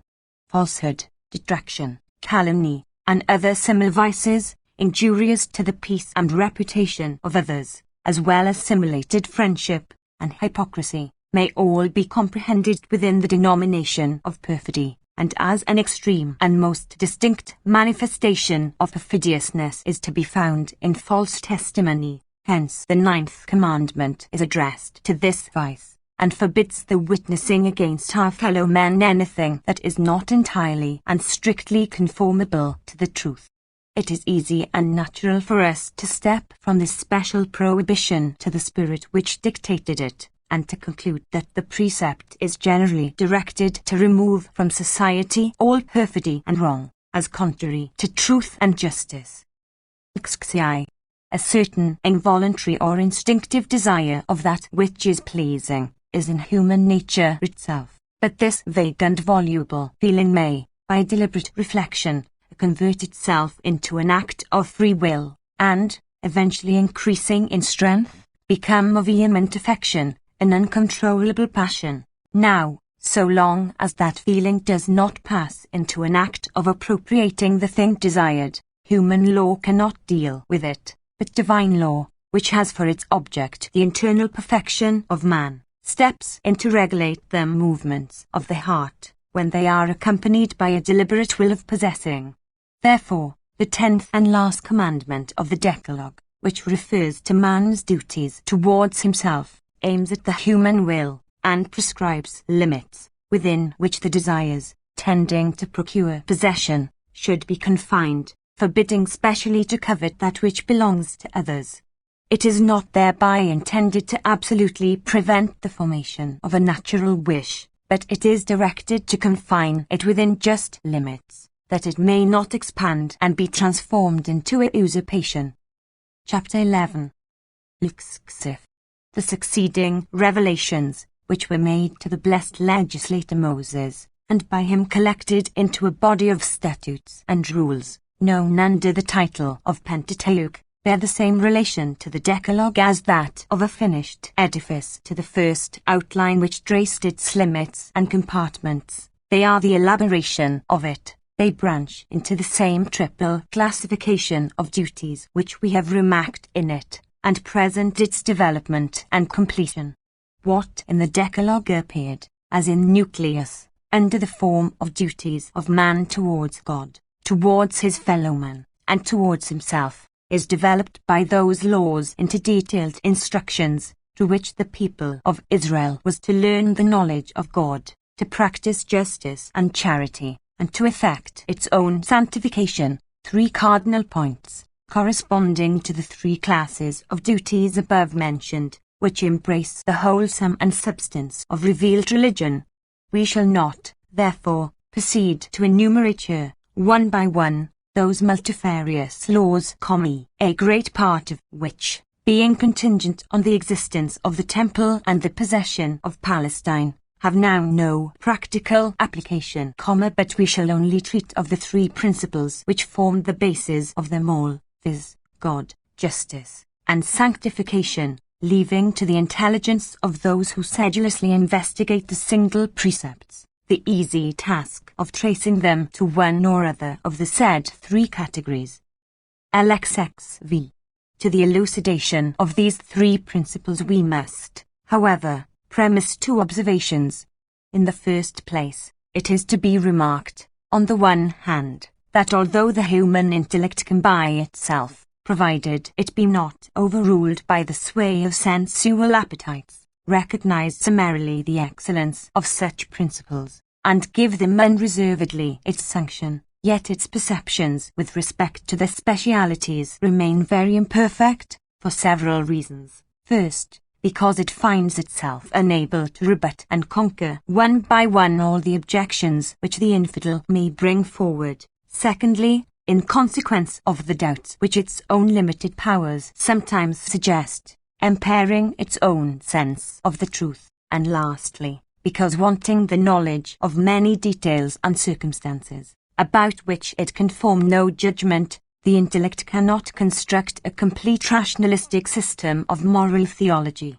Whereas, on the other hand, emanating as they do from the infinite wisdom and mercy of God, formulated in the shape of positive precepts, and corroborated by the portentous manner of their promulgation, those principles acquire an undisputed authority, remove every doubt, illumine the mind with unexpected sublime truths, satisfy the heart which finds them consentaneous with its own feelings, and are thus more apt to accomplish the objects towards which they are directed.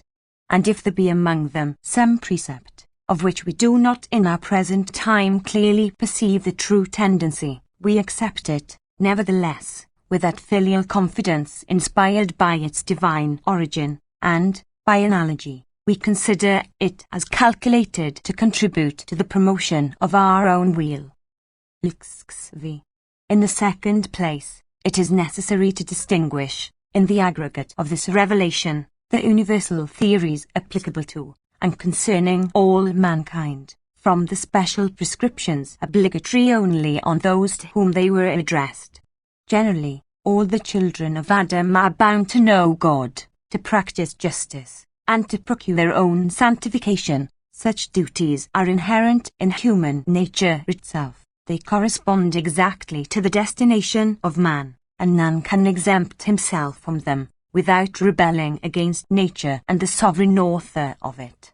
Consequently, the doctrines contained in the revealed law, in regard to these 3 points, apply to all rational beings, and everybody is called upon to participate in, and profit by, them. They are the inheritance of all mankind. But it was obvious that those who were in the first instance selected to receive those dogmas, and to become their jealous conservators and perpetual propagators, should have some distinctive and peculiar devices, and be charged with observances, qualifying them for adepts to the ministry of such a sublime mission. Hence it is that among the precepts of universal pertinence there are several which Israel alone is bound to observe, and these consist partly of external acts to be performed, either at certain stated times, or at all times, partly of particular forms and rules to be followed, either in reference to oneself or to others, and to some external objects of animate or inanimate nature, and partly, in fine, they prescribe abstinence from certain things which to all others are left permissive.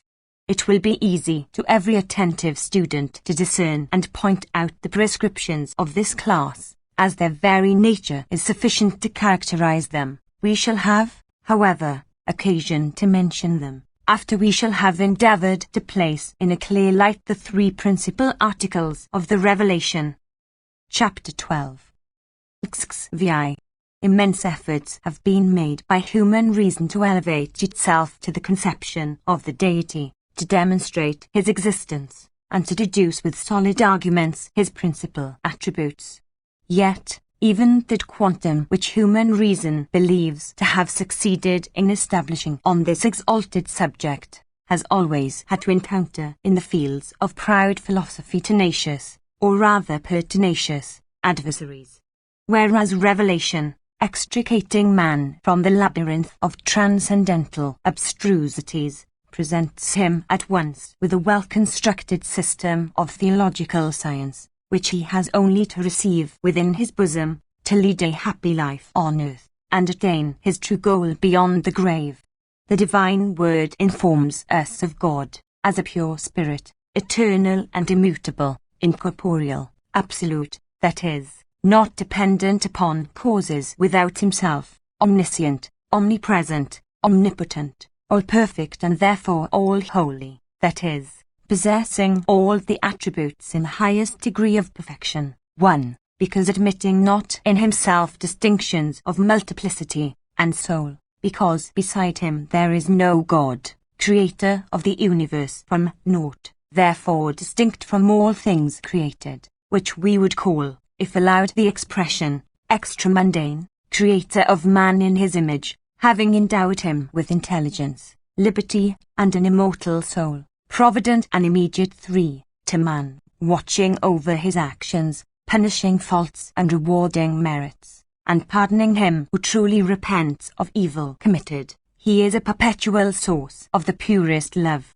hence a merciful Father to all his creatures, and to whom he continually pours forth treasures of his kindness. He strengthens the weak, comforts the afflicted, enlightens the ignorant, protects the oppressed, and grants the prayer of those who trust in him. He governs human events according to his will, now causing human enterprises to succeed, anon to fail, always directing them to the ends contemplated by his infinite wisdom, for he is the all-wise, just, and faithful, whose promises are infallibly accomplished, and whose word subsists to eternity. He sometimes suspends the order of nature, and works miracles, whenever he deems it suitable to his high designs. He established a covenant with the Abrahamitic race, and revealed to it his holy law, by this means to illuminate and bless all mankind. XVI.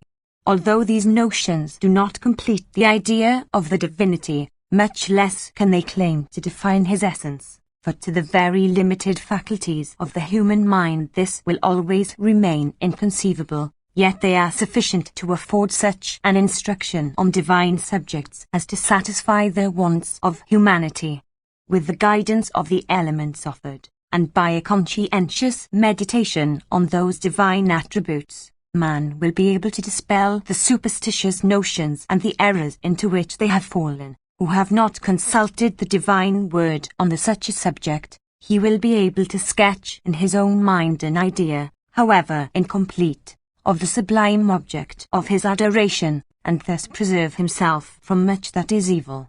Having been destined to live in society, and compelled to work in order to supply the multifarious wants of his body, always more or less struggling with the interests of his fellow men to secure a possession often disputed to him by malice, or violence, and evil example and ignorance, and the sensual appetites being concurrently at work, man became naturally, in the course of time, too easy a prey to passions, vice and error. He was overpowered by materialism, and fell into sin.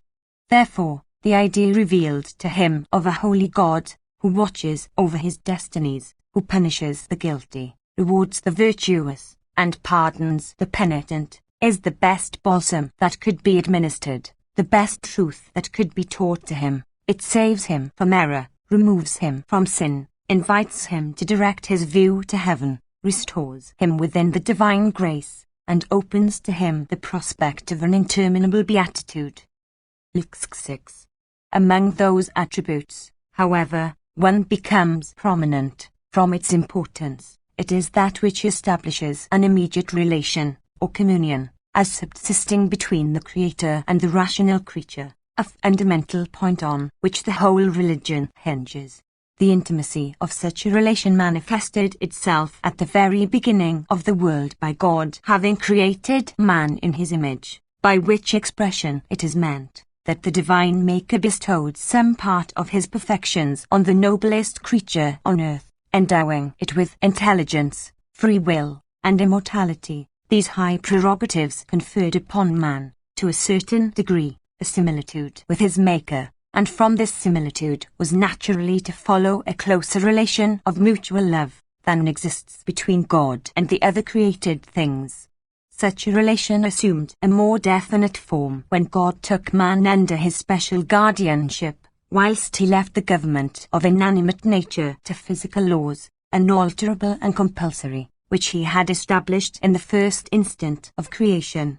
The stupendous connection was lastly completed by God having communicated his will to men, and traced out to them the course they had to follow, in order to render themselves worthy of the great boon, and to attain the end destined for them. From all these circumstances it became evident that God is immediate to man. LXXX. As, in general, all the revelation has for its object to benefit humanity, so, in particular, when the divine word is directed to impart to us the knowledge of God, it intends to teach us the duties we are called upon to fulfill towards the author of our existence, duties which we could not well discharge if we were wanting in that knowledge. Now, the first of these duties is to love God. Such a noble feeling, which, as we have already stated, derives its origin from a relation of similitude between him who loves and the object beloved, cannot be kindled in us by effect of a mere command, as the motions of the heart are not produced by authority.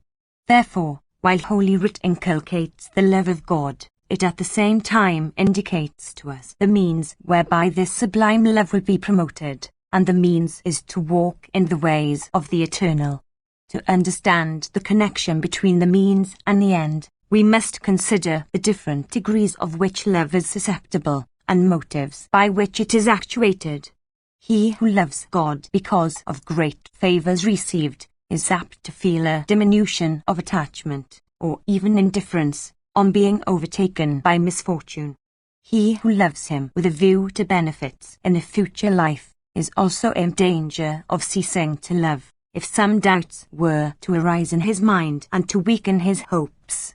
But when man loves God because he understands, and admires, and adores in him the aggregate of all perfections, and feels within himself the flame of a desire to approach the divine majesty, then his love is an inextinguishable love, for he abnegates his own self, and centers his motives exclusively in the object beloved.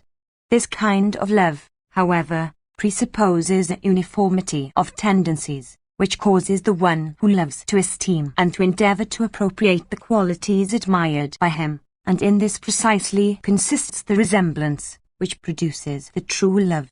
Justice, faithfulness, righteousness, mercy, and many other divine attributes, which in the biblical language are called the ways of the eternal, cannot be fully and worthily appreciated, except by him who uses all his endeavors to adorn himself with such virtues, as far as his limited nature allows. And now we can understand why he cannot truly love who walks not in his ways. Another principal duty, issuing from the same revelation, is that which is commonly called fear of God, an expression very frequent in the sacred text, but which requires to be explained. The Hebrew word used is susceptible of two different interpretations. It might apply to the fear of retribution, suggested by the reflection that an all-powerful God will not leave unpunished the transgressors of his commands, or the same word might signify the sense of reverence and unbounded veneration, with which the frail creature must feel almost overwhelmed when thinking of its exalted Creator, who knows all, sees all, and governs all. The former originates in the intellect, the latter in the heart. It is obvious that the fear of punishment is not a sufficient restraint to deter man, at all times, from sin, for in the abolition of impetuous passions, the intellect becomes obfuscated and impeded in the exercise of its functions, or frequently is itself pressed into the service of the predominating passion. Not so the awe and reverence inspired by the majesty of the Supreme King of the universe. It pervades all the heart, disposes it to feelings of submission and obedience, convinces it that man is at all times in the presence of his Maker, and thus prevents inordinate material appetites from bursting forth and rising forcibly to uncontrollable preponderance. Hence it is that the fear of God, taken in the latter sense, is a powerful prop which supports the religious edifice, is the most effectual and valuable lesson we derive from the revelation of the divine attributes. From these two principal duties spring, as corollaries, others of no less importance, which come, also, within the sphere of the first cardinal point of biblical revelation, the knowledge of God. He who truly loves and fears God will surely feel the necessity of placing in him exclusively all his trust, for he is convinced that there is no being in nature, besides God, that can offer an infallible support to human hopes.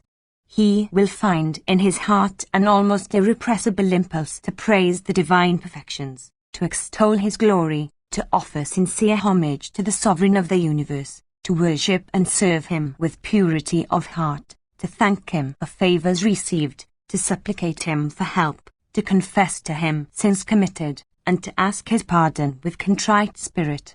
All these and other like acts of filial dependence and piety find their expression in that elevated form of external worship called prayer, which, whether exercised publicly in appropriate and consecrated temples, or recited in the solitude of the domestic closet, whether strictly following an established formulary, or pouring out the impulsive feelings of the heart, is always an urgent want and an indispensable duty of every religious man. Lastly, the true love and fear of God imply the obligation of avoiding, in all that pertains to divine worship, everything that might have the appearance of idolatry, of intrusion of intermediate powers, or of any superstition whatever. Above all clearly emerges the duty of not abusing the holy name of God, either by uttering it on trivial occasions, which would tend to diminish the reverence due to him, or by profaning it with an invocation to a false testimony, whereby the detestable crime of perjury would be consummated. Chapter 13. On determining the duties of the individual towards his fellow men, and towards all that surrounds him in nature, revelation did not think it proper to refer the motives to human intelligence, and to allow the bases of justice and benevolence to rest on human reason alone, but it said, "Do what is right and just and good in the eyes of the eternal thy God, and refrain from all that is not such, because it pleases not thy God," whereby it wished to proclaim that the notions of just and unjust, of good and evil, of rights and duties, should be considered as emanating from, and prescribed by, the divine wisdom, and therefore obligatory only because agreeable to the divine will. In this also the revealed word purposed to come to the assistance of human frailty, and to render superfluous the obstrusities, as arbitrary as uncertain and controvertible, about which eminent philosophers tortured their brains, for many centuries, to fix, as they thought, the principles of the so-called jury in its innumerable ramifications of natural and positive, public and private, civil and criminal, commercial, maritime, canonical, feudal, of police, of finance, of war, and what not, without ever yet arriving at a complete accord in their specialities, whereas all right obtains a solid and effective sanction when its origin is referred to God, who, comprehending in himself the sum total of right, justice and moral good, and having communed with man to enjoin to him their exercise, willed that the carrying out of their dictates should be considered as an act of religion, of service rendered to him, and that violating the one nor failing in the other, should be alike regarded as an offence committed towards him, which he will punish severely. God, then, is the source of right. He made man acquainted with it through his law, and committed to him its performance on earth after rules prescribed by his will. In promulgating the duties of man towards his fellow men, the Holy Scripture assumed sometimes the negative form, to forbid all that which may cause injury to others, and sometimes the positive form, enjoining the practice to be followed towards all. To the first class belong the following prohibitions, viz., of nourishing hatred, rancor, revenge, of calumniating, or in any way whatever damaging the reputations of others, of assailing their honor or good fame, of restraining or obstructing others in the exercise of their rights, or in the use and enjoyment of their properties, of practicing deceptions, impositions, frauds, and all forms of insincerity, usury, extortions, and violence, of laying obstructions in the way of the weak or helpless, of giving false testimony, of speaking untruth, of reporting even truth, when it may lead to discord and strife, of occasioning danger, of offending decency and good manners, of causing scandal, of withholding wages or remuneration due, of keeping in pledge the clothing or implements of the poor, of using two weights and measures, of associating with the wicked, of breaking a pledge word, of violating or assailing the conjugal happiness of others, of coveting anything that belongs to others, and other similar prohibitions recorded in the Sacred Code, which can be easily collected as pertaining to this class. Moreover, it will not be unreasonable to complete this list by the addition of a few more particular actions, which, though not specifically mentioned, must yet be understood to be forbidden, for, as it is a constant rule in biblical exegesis to deduce general theories from single laws which appear to refer to particular cases, so must, by analogy, be comprised in an enunciated forbidden action all others of a similar nature, character, and tendency, as being understood in the former. LXXXV. The positive precepts concerning a man's conduct towards his fellow men are naturally enunciated in directions of a tendency precisely opposite to those expressed negatively, that is to say, it is enjoined to practice the reverse of what has been forbidden. Now, to begin with the more general prescriptions, it is enjoined, in the first place, to love one's fellow men as one's own self, all mankind, without any exception, being comprised in this expression, as we meet again the same injunction with regard to the stranger, whom we are commanded to love as ourselves, and Scripture explained already what is to be understood by the word stranger, when it said, "Thou also hast been a stranger in the land of Egypt," from which it is evident that the love inculcated extends even to adversaries and enemies. It is next commanded to respect in every individual the dignity of man, created in the image of God, which establishes the inviolability of person, and the equality of all before the law, so that there should be no privileged caste, no hereditary pre-eminence, desiring, on the contrary, that under the protection of the same law and same right should dwell the native and the foreigner.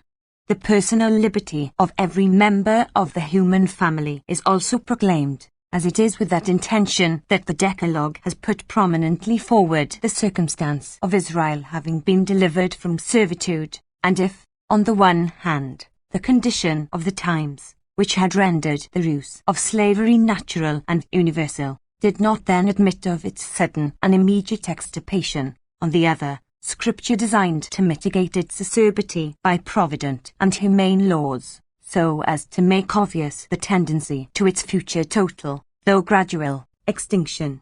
To prevent pauperism, as well as to cure its evils, the rich were enjoined to lend money to those who needed it, and the law, starting from the presumption that the poor man would not, or at least should not, desire to borrow and incur a debt, unless being deprived of the necessaries of life, ordered that such a loan to the destitute brother be gratuitous, whilst in commercial transactions with foreign people it permitted the charge of some reasonable interest on loans of money, as an equivalent for the service rendered. The administration of justice being, according to the revealed principles, a divine office, was naturally to be confided to persons carefully selected for their intelligence, probity, incorruptibility, and superiority to every human regard. These are therefore invested with a judicial representation of the divinity on earth, and are enjoined to proceed according to the rules of the strictest justice, without ever deferring either to the pitiable condition of the poor, or to the influence of the powerful. As a corollary to this system, every person is bound to appeal to these authorities in any emergency, and to refrain from taking the law into his own hands, even for the correction of the disorders of one's own child. The law requires a recourse to the constituted authority, not permitting the infliction of punishments of any kind, without the intervention of those appointed to administer justice. Passing to the other observances, which grow out of the grand duty to be just to all, we are strictly commanded to respect the property, the rights and the honour of others, to be solicitous of their welfare, as much as of our own, to act honestly, sincerely and faithfully on every occasion, to fulfil our promises, to facilitate to others the success to which they are justly entitled, and to pardon our enemies. From the multifarious and varied ties which bind the individual to family and society, issue the special duties of husband and wife, of fathers, of children, of relations, as well as the regard due to misfortune, respect to the aged, the virtuous, the learned, the magistrates, and the authorities of the state, attachment to the country, and obedience and loyalty to the sovereign, who, in the language of the Bible, is constituted by God to govern the destinies of the people committed to his or her care. All these duties, which branch off into many specialities, are either explicitly declared, or incontestably result, by analogies and sound hermeneutical deductions, from the various texts referring to such subjects. But not to strict justice alone our conduct towards our fellow men must conform itself. We are bound to act on the principles of the most generous benevolence and charity. Those acts of a noble mind and a magnanimous heart, commonly called virtue, which are by moralists only recommended as meritorious works, are by the divine law enjoined as obligatory, in the most absolute sense. Alms, for instance, are, in the Mosaic law, a duty of the rich, and a right of the needy. God is the owner of the land. He gave it to the diligent to cultivate, and through his blessing their labours prosper. He assigned to the poor his dues on the cultivated soil, and ordered that to them should be left the total produce of every 7th year, the tithes of some other years, and the gleanings of the fields and vineyards. It was not thereby intended to render charity legal and compulsory, depriving it of its noblest attribute, which is spontaneity, but to show more conspicuously the importance attached to it, having otherwise left free all acts of kindness and mercy, to which the law does not fix any measure. To this class also belong the precepts, which make it a duty to give timely assistance to him who is about to succumb to fatigue and labour, to supply with provisions the discharged servant, to restore before sunset the clothing taken in pawn, to obviate danger in building a house, to put no obstructions before the blind, to grant every kind of relief to whomsoever stands in need, without exacting, or even expecting, any remuneration, to rescue those who are in danger, to defend the weak, to protect the widow and the orphan, to attend the sick, and to give sepulture to the dead. These and other similar prescriptions, which make of charity a duty, carry with them the great lesson, that justice must go always hand in hand with mercy, since the all-just God is also all-merciful, and he who satisfies not both alike, does not fully discharge his duties to society. The Mosaic dispensation, which considers the whole world as a grand unit, and tends to carry out the idea of moral good to its fullest extent, could not leave unnoticed the relations of man with beings of different species. Therefore it also mentioned duties that we owe to the irrational creatures and inanimate beings. True, God granted to man a superiority, a dominion over all things created on earth, permitting him the use, and even the destruction, of them, whenever this is necessary to his own welfare, or conducive to his own advantage, but he wisely restricted such power within certain limits. Mosaism regards the entire universe as a temple manifesting the glory of God, and directs us to admire in the single component parts the profound counsels and infinite wisdom of him who created and harmonized so many wonders. Thus we are commanded, in the first place, to respect the laws of nature, as established by its supreme author from the creation, and not to do capriciously things that are in direct opposition to such laws. From this principle spring the various prohibitions to couple sexually different species of animals, to practice on them castration, to constrain simultaneously to joint labor beasts of unequal strength, to muzzle them while thrashing, and to use towards them any kind of cruelty. Nay, it is enjoined that they, also, should participate in the general rest ordained for men on festivals. It is well for us to reflect how incomplete are yet the modern institutions for the prevention of cruelty to animals, when compared with those of the ancient Mosaic Code.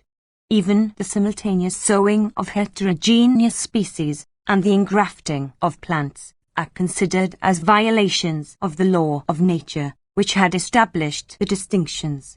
In the second place, in order that man, while using all things for his benefit, might not imagine that he is their absolute master, and should not forget the true owner, who conferred them upon him under various reservations, he was enjoined not to appropriate at the same time two things, one of which had been born or produced from the other, but in the act of converting to his own use some object or being, he should spare that which gave it birth, and not lay his hands upon both simultaneously. He is thus to learn to respect the causes while enjoying the effects, and from the secondary causes he will mentally ascend to the primitive one, which produced them all from naught. This is the sense and intention of the prohibitions of taking in a covey the mother with the young, of slaughtering a quadruped together with that which gave it birth, of cutting down a tree, were it even for the necessity of a siege, while we are enjoying its fruit. Chapter 14. 6. The third class of duties comprises those which man has towards himself, and here the fundamental rule, from which they all emerge, sounds thus: Sanctify thyself, for I, the Eternal, am holy, which, in other words, may be rendered as follows: imitate God, for thou wast created in his image. As, however, this sanctification of self cannot possibly be effected without knowing and loving God, and without walking in his ways by practicing justice and charity, it follows that this third article is the cardinal point, which virtually comprehends in itself the other two. It is the ultimate object of all the revelation, which purposed nothing more or less than the perfection of man. To this grand end the whole scheme of revelation was designed. It is clear that, in regulating the precepts of sanctification, the revealed word had not alone to deal with the human soul, but to take into account the body also, without whose concurrence man cannot attain perfection. Designed for a receptacle of an immortal spirit, and for an instrument to carry out the actions of life, the body must be preserved entire, pure, and inaccessible to all contamination that would be an obstacle to the high spiritual functions to be accomplished by its means. To ensure this inaccessibility, as far as possible, the divine law prescribed for all mankind a rule, which, though to the short understanding of many its character may not appear very clear, was deemed by the eternal wisdom as calculated to promote morality. Previously to Abraham's vocation, God forbade Noah and his children to feed upon blood, and the scriptural declaration that the soul of animals resides in their blood seems to indicate that the motive of that prohibition is to prevent the human body being brutalized by absorbing within itself and assimilating a large amount of an inferior vitality, and thus causing the material propensities to preponderate in man. But even if the true reason of that prohibition remained unknown to us, this would not be the only instance of man being obliged to acknowledge his own ignorance, and to bow reverently before an explicit and rigorous commandment of God. XC. The principles inculcated by the Mosaic Code for the preservation of the body involve, primarily, the prohibition of attempting its existence, and, secondarily, that of cutting off or injuring any part of it. Suicide is, therefore, explicitly declared a crime, and several precepts are directed against mutilations, marks, and all sorts of deformations. The law does not permit voluntary macerations of the body, capricious abstinences from lawful things, multiplied or prolonged fasts, or subtractions from what is necessary to life. It, on the contrary, intends that bodily health should be cared for, that cleanliness and decency, in every respect, be regarded, a proper development of the physical faculties promoted, and an employment procured for them consonant with the superior requirements of man. It is likewise due to the physiology of the human body, not to use any of its limbs in a manner contradictory to its organization, to provide for the restoration of equilibrium or health eventually lost, to avoid risks of injuries or disorders, and to take advice of skilled men in cases of disease. But food, drink, recreation, physical enjoyment, and every other indulgence usually allowed to the advantage of the body, are required by the law to be moderated by certain rules of a moral standard, having in a view more elevated ends than the mere gratification of earthly wants, so that even the most vulgar acts may, from the intentions which accompany them, acquire a certain religious importance. In short, the government of the body must be such as to favour, and not to hinder, the exercise of what concerns spiritual life. XCI. Passing to other moral requirements which come within the sphere of man's duties towards himself, it is unnecessary to demonstrate here how it is incumbent upon every man to choose a state in society adapted to his individual faculties and aptitude, to be industrious, sober and decorous, to fix on a well-regulated distribution of his time and work, to be economical without parsimony and liberal without prodigality, and generally to follow such rules of wisdom as tend to render life prosperous, and human conduct acceptable to society. All such rules are self-evident, and grow necessarily out of the general principle which demands of the functions of the body to subserve the attainment of self-sanctification. But we must now speak precisely of this sanctification, to point out briefly in what it consists. From the divine prescript, "Sanctify yourselves because I am holy," we clearly conclude that the type of sanctification is to be sought, not in ourselves, but in God. Therefore, to sanctify ourselves is to shape our own acts and will upon the known will of God, to be fully penetrated with the idea of Him, to hold steadfastly to Him, to take Him for a guide in the walks of life, to make Him the goal of our actions and the centre of our hopes, to devote our solicitude to the accomplishment of the high designs of His eternal wisdom, to perform whatever is agreeable to Him, to imitate, as far as possible, His perfections, in short, so to act, that what in Him is absolute may become in us subjective, and thus the sanctity of God will produce man's own sanctification. Having established this sovereign principle, revelation has accomplished its intentions, has attained its object, for the whole sum of the divine law is concentrated in it, and worship, morals, judicial laws, and all single observances prescribed, are but branches or constituent parts of this principle. They all flow from, and return to, it, with a systematic consequence. Ci. Besides the 3 cardinal articles above stated, the observance of which, in their general tendencies at least, is incumbent on all mankind, there are in the sacred code various special prescriptions obligatory only on Israel, as him who first received the revelation, and who is bound to preserve it with particular means, and to testify it forever, by his acts and by his very existence. Through such prescriptions, the Lord designed either to keep alive among the people the idea of the high mission entrusted to it, and the memory of signal favours which Providence prodigally conferred upon it in the early times of the institution, or to initiate it into a more scrupulous sanctitude, by interdicting to it some things that are left permissive to others.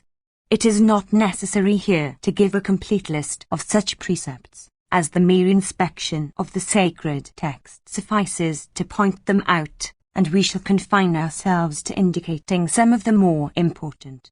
Pre-eminent among them stands the Sabbath, the elevated tendency of which has been already explained in the Syntic Revelation. Next come the 3 festivals of Passover, Pentecost, and Tabernacles, which, besides being linked to, and combined with, rural events and circumstances, are also designed to commemorate luminous epochs in the national history, the Great Day of Atonement, as a highly important act of reconciliation with God, the circumcision, as an ineffaceable mark of the adoption of Israel, the assiduous study of the divine law, as the purest source of truth, and repository of the religious idea, the fringes in the garments, the phylacteries or frontlets, the inscriptions on the doorposts, and such like commemorative means, the redemption of the firstborn children, and the offering of the first fruits, as a demonstration of filial dependence on,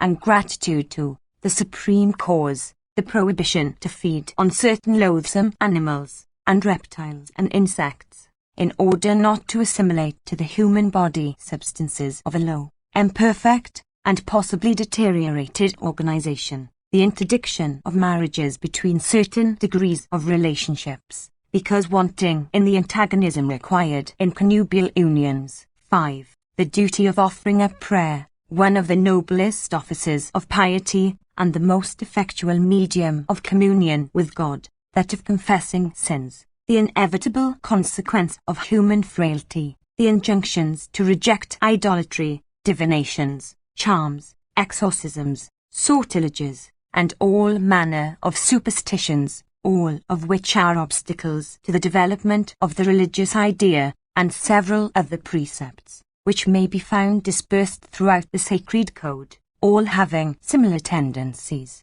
and coming more or less directly within the scope we have assigned to them. Chapter 15. Ci. Casting now a retrospective glance on what we have hitherto briefly stated, it will be easy to deduce, from the aggregate of these notions, the principal characteristic of that wondrous institution, which it pleased the divine mercy to found upon earth for the benefit of the human family, selecting for its organ the people of Israel, an institution, which, in reference to the means adopted for its preservation and propagation, is called Judaism.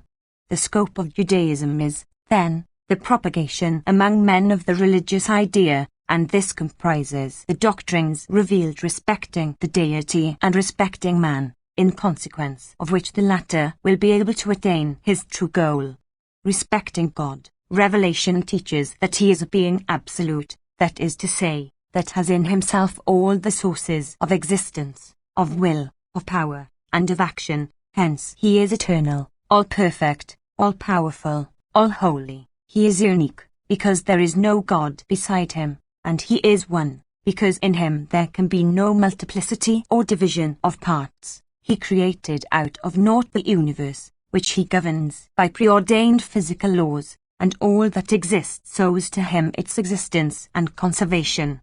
Respecting man, revelation teaches that he has an immortal soul, made in the image of God, that is, endowed with various spiritual faculties similar, in their nature, to those of his Maker, therefore susceptible of a progressive perfection, which he will attain by sanctifying himself, that is, by imitating God and carrying out his commands.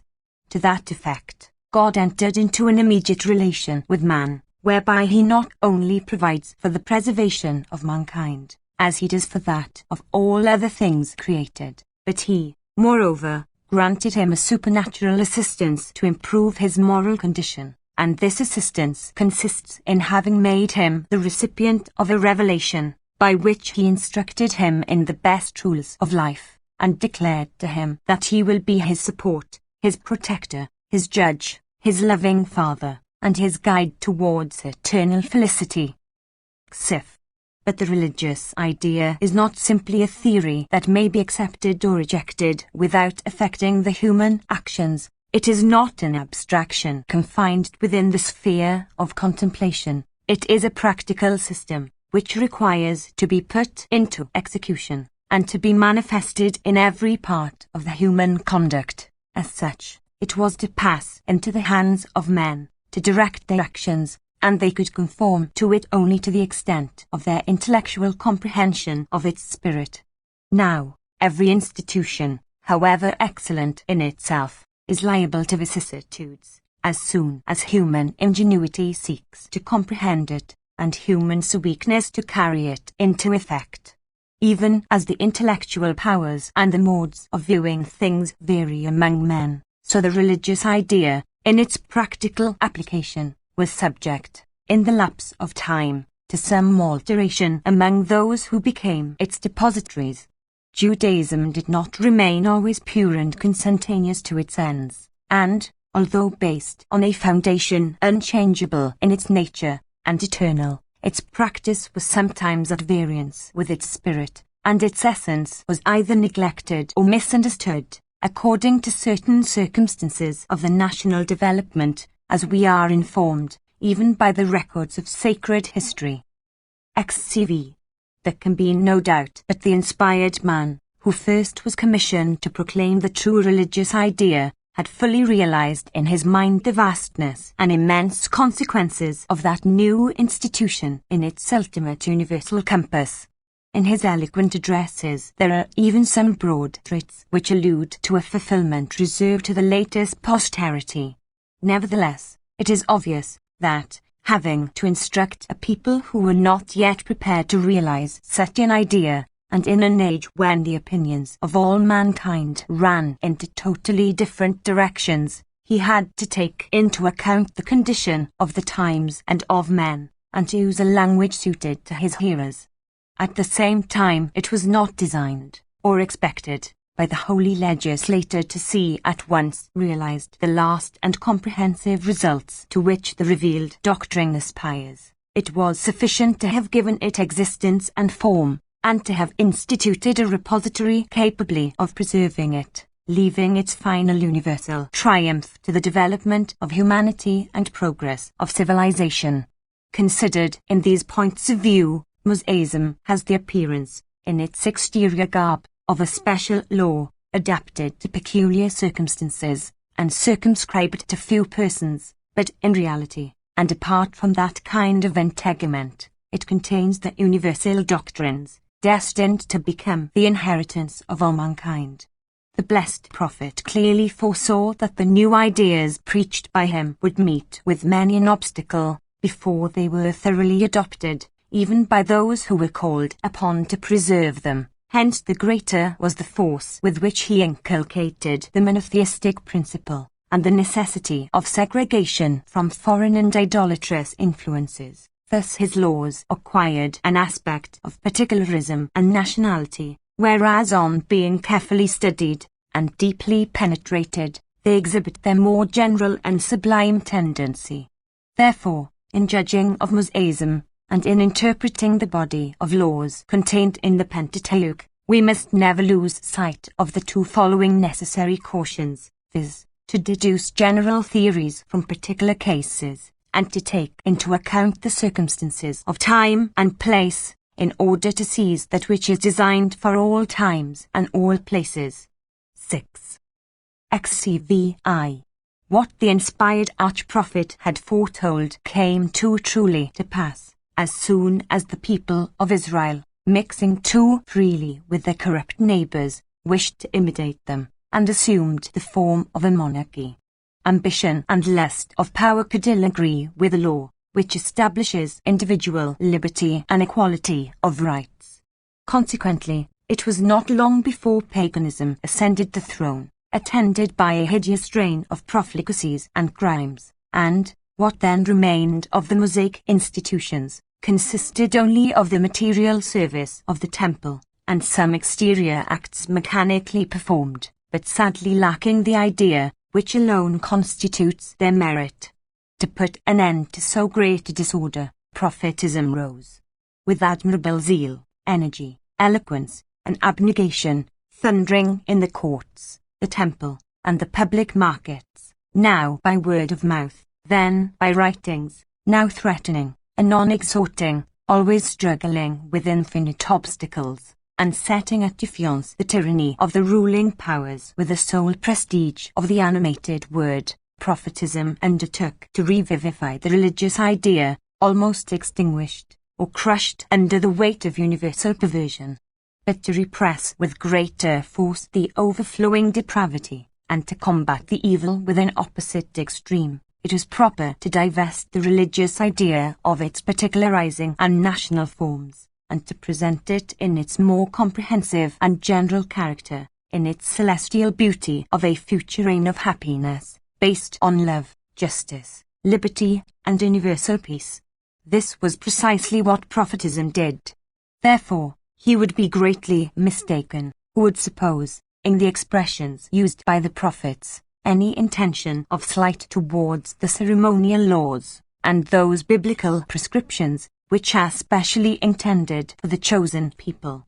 True, these are to be regarded as means calculated to a superior end, but they remain in full force and validity until that end, which is in store in the eternal mind, shall have been fully and finally attained. The prophets eliminated nothing from, and added nothing to, the law. They sought to revive the religious idea, which is the foundation and aim of the law. They brought it into prominence, to impress it more forcibly on the minds of a people who had nearly lost it. But they did more. They bounded over the confines of the present, transferred themselves through the imagination to a future final rearrangement of the human conditions, and, giving to the religious idea its greatest possible latitude, depicted a future state of ideal perfection, which, while it offered a vivid contrast with contemporary corruption, left to posterity an imperishable monument of their inspired eloquence and exquisite foresight. 7. Chapter 16. XCVI. Judaism is now clearly delineated before us. From the outline that we have endeavored to sketch, it is evident that the religion of the Jew imposes upon him solemn duties towards God, towards his fellow men, and towards himself. A sincere, pure, undivided, active, loving worship of his heavenly Father, and a constant practice of justice, benevolence, and charity, in their widest sense, will lead to his self-sanctification, which is the aim intended for him. These are his fundamental duties, as far as regards actions. Many of the observances prescribed by Holy Writ teach the modes and means of carrying out such duties. All such prescriptions as are strictly connected with the existence of the temple and the sojourn in Palestine are dispensed with, since the destruction of the former, and the dispersion of Israel on the face of the earth. But no doubts can exist as to the others, which are all, and forever, in full force, having been ordained for all times and all places. But the Jew has also agreed to profess. According to the Scriptures, he is bound to believe in the unity, eternity, omnipotence, omniscience, unerring justice, and infinite mercy of God, in his general providence over all the universe, which he created and which he governs, and his more special providence over man. He is bound to believe in the divine origin of the Mosaic revelation, in its truth and immutability, and in its efficacy to promote his own sanctification. He is bound to believe in the spirituality and immortality of the human soul, in its destination and aptitude to perform all that is good, and in the future reward of the virtuous and punishment of the wicked. And, lastly, he is bound to believe that, in order to make known, preserve, and propagate these dogmas, a covenant was established between God and Israel, in consequence of which the latter is called servant of God, son of God, holy people, and has the particular mission to conform to the will of God, which is called walking in the ways of the eternal. These various points are, however, so intimately connected with each other, and form so complete a system, that one being admitted, the others follow as legitimate consequences. It now remains for us only to add a few words concerning the hopes of Israel. The future, as great in its consequences as extraordinary in its conditions, which the Jew has a right to expect, has its foundation in the divine promises, and, consequently, its accomplishment, though long in the womb of time, is infallible. By virtue of such promises, Israel expects a complete material restoration and spiritual perfection, not of his own people only, but of all the human family, so that every individual of the human species may then correspond, in all respects, to the lofty requirements of his nature, and attain the ends pre-established for man by the infinite wisdom of the Creator, and this not only during his earthly life, but also beyond it, in his immortal condition. As to the modes by which these heavenly universal promises will come into actuality, we must rest satisfied with very feeble and vague notions, and not require an exact comprehension of specialities, which, in our present limited power of mind, we might be unable even to conceive. It is sufficient for us to be able to deduce with certainty from prophetic words, that, as regards the future condition of this life, an increased intelligence, and a more energetic will directed towards what is good, which in the biblical language is called circumcision of the heart, will be the means of diffusing throughout the world the knowledge of the one God, and the exercise of virtue, under the regimen of an incorruptible justice, a generous benevolence, a universal peace, and an uninterrupted prosperity and happiness. To Israel, in particular, the gathering of his scattered members, the restoration of his ancestral inheritance, and the re-establishment of his nationality, have been promised and repeatedly assured, and the glory of that epoch forms the subject of the most glowing pictures of inspired poetry. But the fulfillment of these promises the Jew must expect from the wonder-working hand of God alone, without any personal efforts of his own. Meanwhile, he is to consider himself, as he truly is, a citizen of the country in which he dwells, a brother to his fellow citizens, a dutiful observer of the law of the land, and a loyal subject of the sovereign, whose authority is constituted by God. London, printed by J. Witheimer and Co. Circus Place, Finsbury Circus. Notes 1. These truths are now readily admitted by all well-thinking men. It was very easy, and very amusing, for the philosophy of the 18th century to ridicule the ignorance and superstition of the ancients, and to denounce the modern peoples which followed in the same direction, though by different tracks.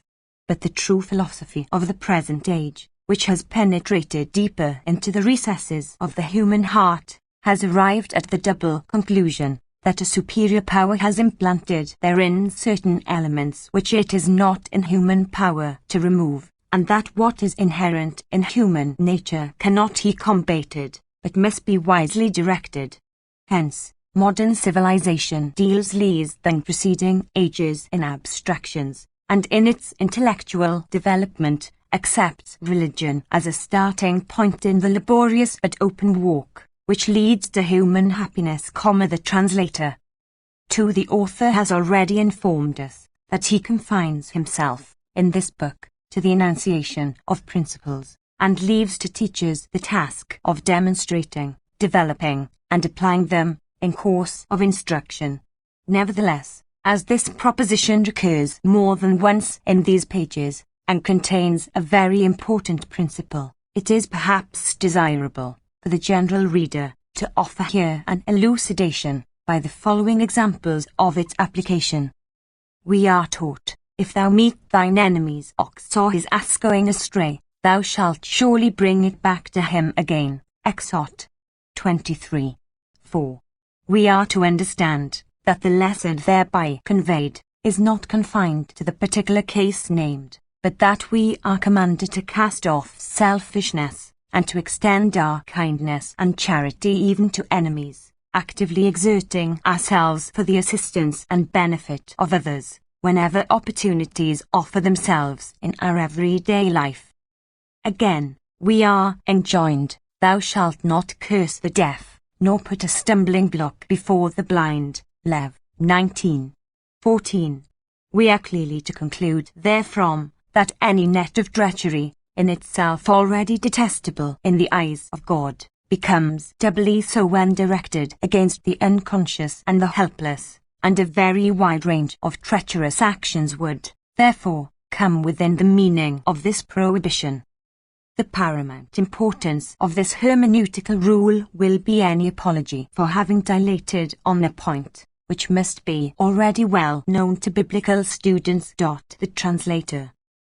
3. This expression is here used to indicate the direct and special relation of God with man, and the direct government of mankind by God, without intermediate agencies, in contradistinction to the other terrestrial creatures, whose relation with the Creator is only general, and which are governed through the medium of pre-established physical laws. The translator. 4. Public, as compared with private worship, has the undoubted advantage of being in itself a public homage to the omnipotence of God, and a solemn testimony of the dependence of man on him. True, solitary worship is often more likely to be attended with the requisite mental abstraction from all worldly objects, and intellectual elevation of the soul towards its divine source, a condition of mind indispensable to establish a true spiritual communion in prayer, and without which all our orisons and ritual ceremonies would be but mechanical and meaningless performances, a body without soul. It is this condition of the mind that, in Talmudical style, is called comma, as is well known, and that later ascetic writers termed comma from the circumstance that it is superinduced by solitary meditation. But whenever this condition is attained in a public service, then indeed is that service divine, and humanity is exalted in its approach to the throne of mercy. The translator. 5. Another probable reason of this prohibition is that the practice of such unions would be fraught with great domestic disorders and unhappiness, and consequent social evils. But it is opportune here to remind the reader that many attempts have been made, in the course of centuries, by eminent expositors, to assign to many of the Mosaic ordinances motives of various characters, rationalistic and metaphysical, sanitary, political, and mystical, but all more or less conjectural. To the religious man, the positive knowledge of the true motives is not at all essential for the performance of the divine precepts, and in the words of our author himself, as stated elsewhere, we have to bow reverently before an explicit and rigorous commandment of God, and we consider it as calculated to contribute to the promotion of our own weal. The translator. 6. The attentive student of the Pentateuch must see, especially when assisted by the best commentators, that several ordinances are the creatures of circumstance and time, and consequently of an essentially transitory character. Among these stand foremost all such as refer to the treatment of, and relations with, the Canaanitic families. The strict separation of Israel from those corrupt and idolatrous populations, and their ultimate destruction, were conditions necessary to the establishment and success of the new order of things. As soon as the end of those ordinances was accomplished, they naturally ceased to have any other than a historical value. Therefore, he, if any such there be, who would transfer to the Gentiles of our days the principles of the policy that was inculcated towards the Canaanites of the time of Moses, would not only be committing a sad mistake, but running counter to the spirit of Judaism, and violating the very letter of the law, elsewhere clearly expressed. Thou shalt love the stranger as thyself, is the motto which God inscribed for perpetuity on the banner of Israel. The translator. 7. The original has here several succeeding paragraphs devoted to a historical review of various phases of Judaism, which it describes under the names of Talmudism, Rabbinism, Karaism, and Kabbalism.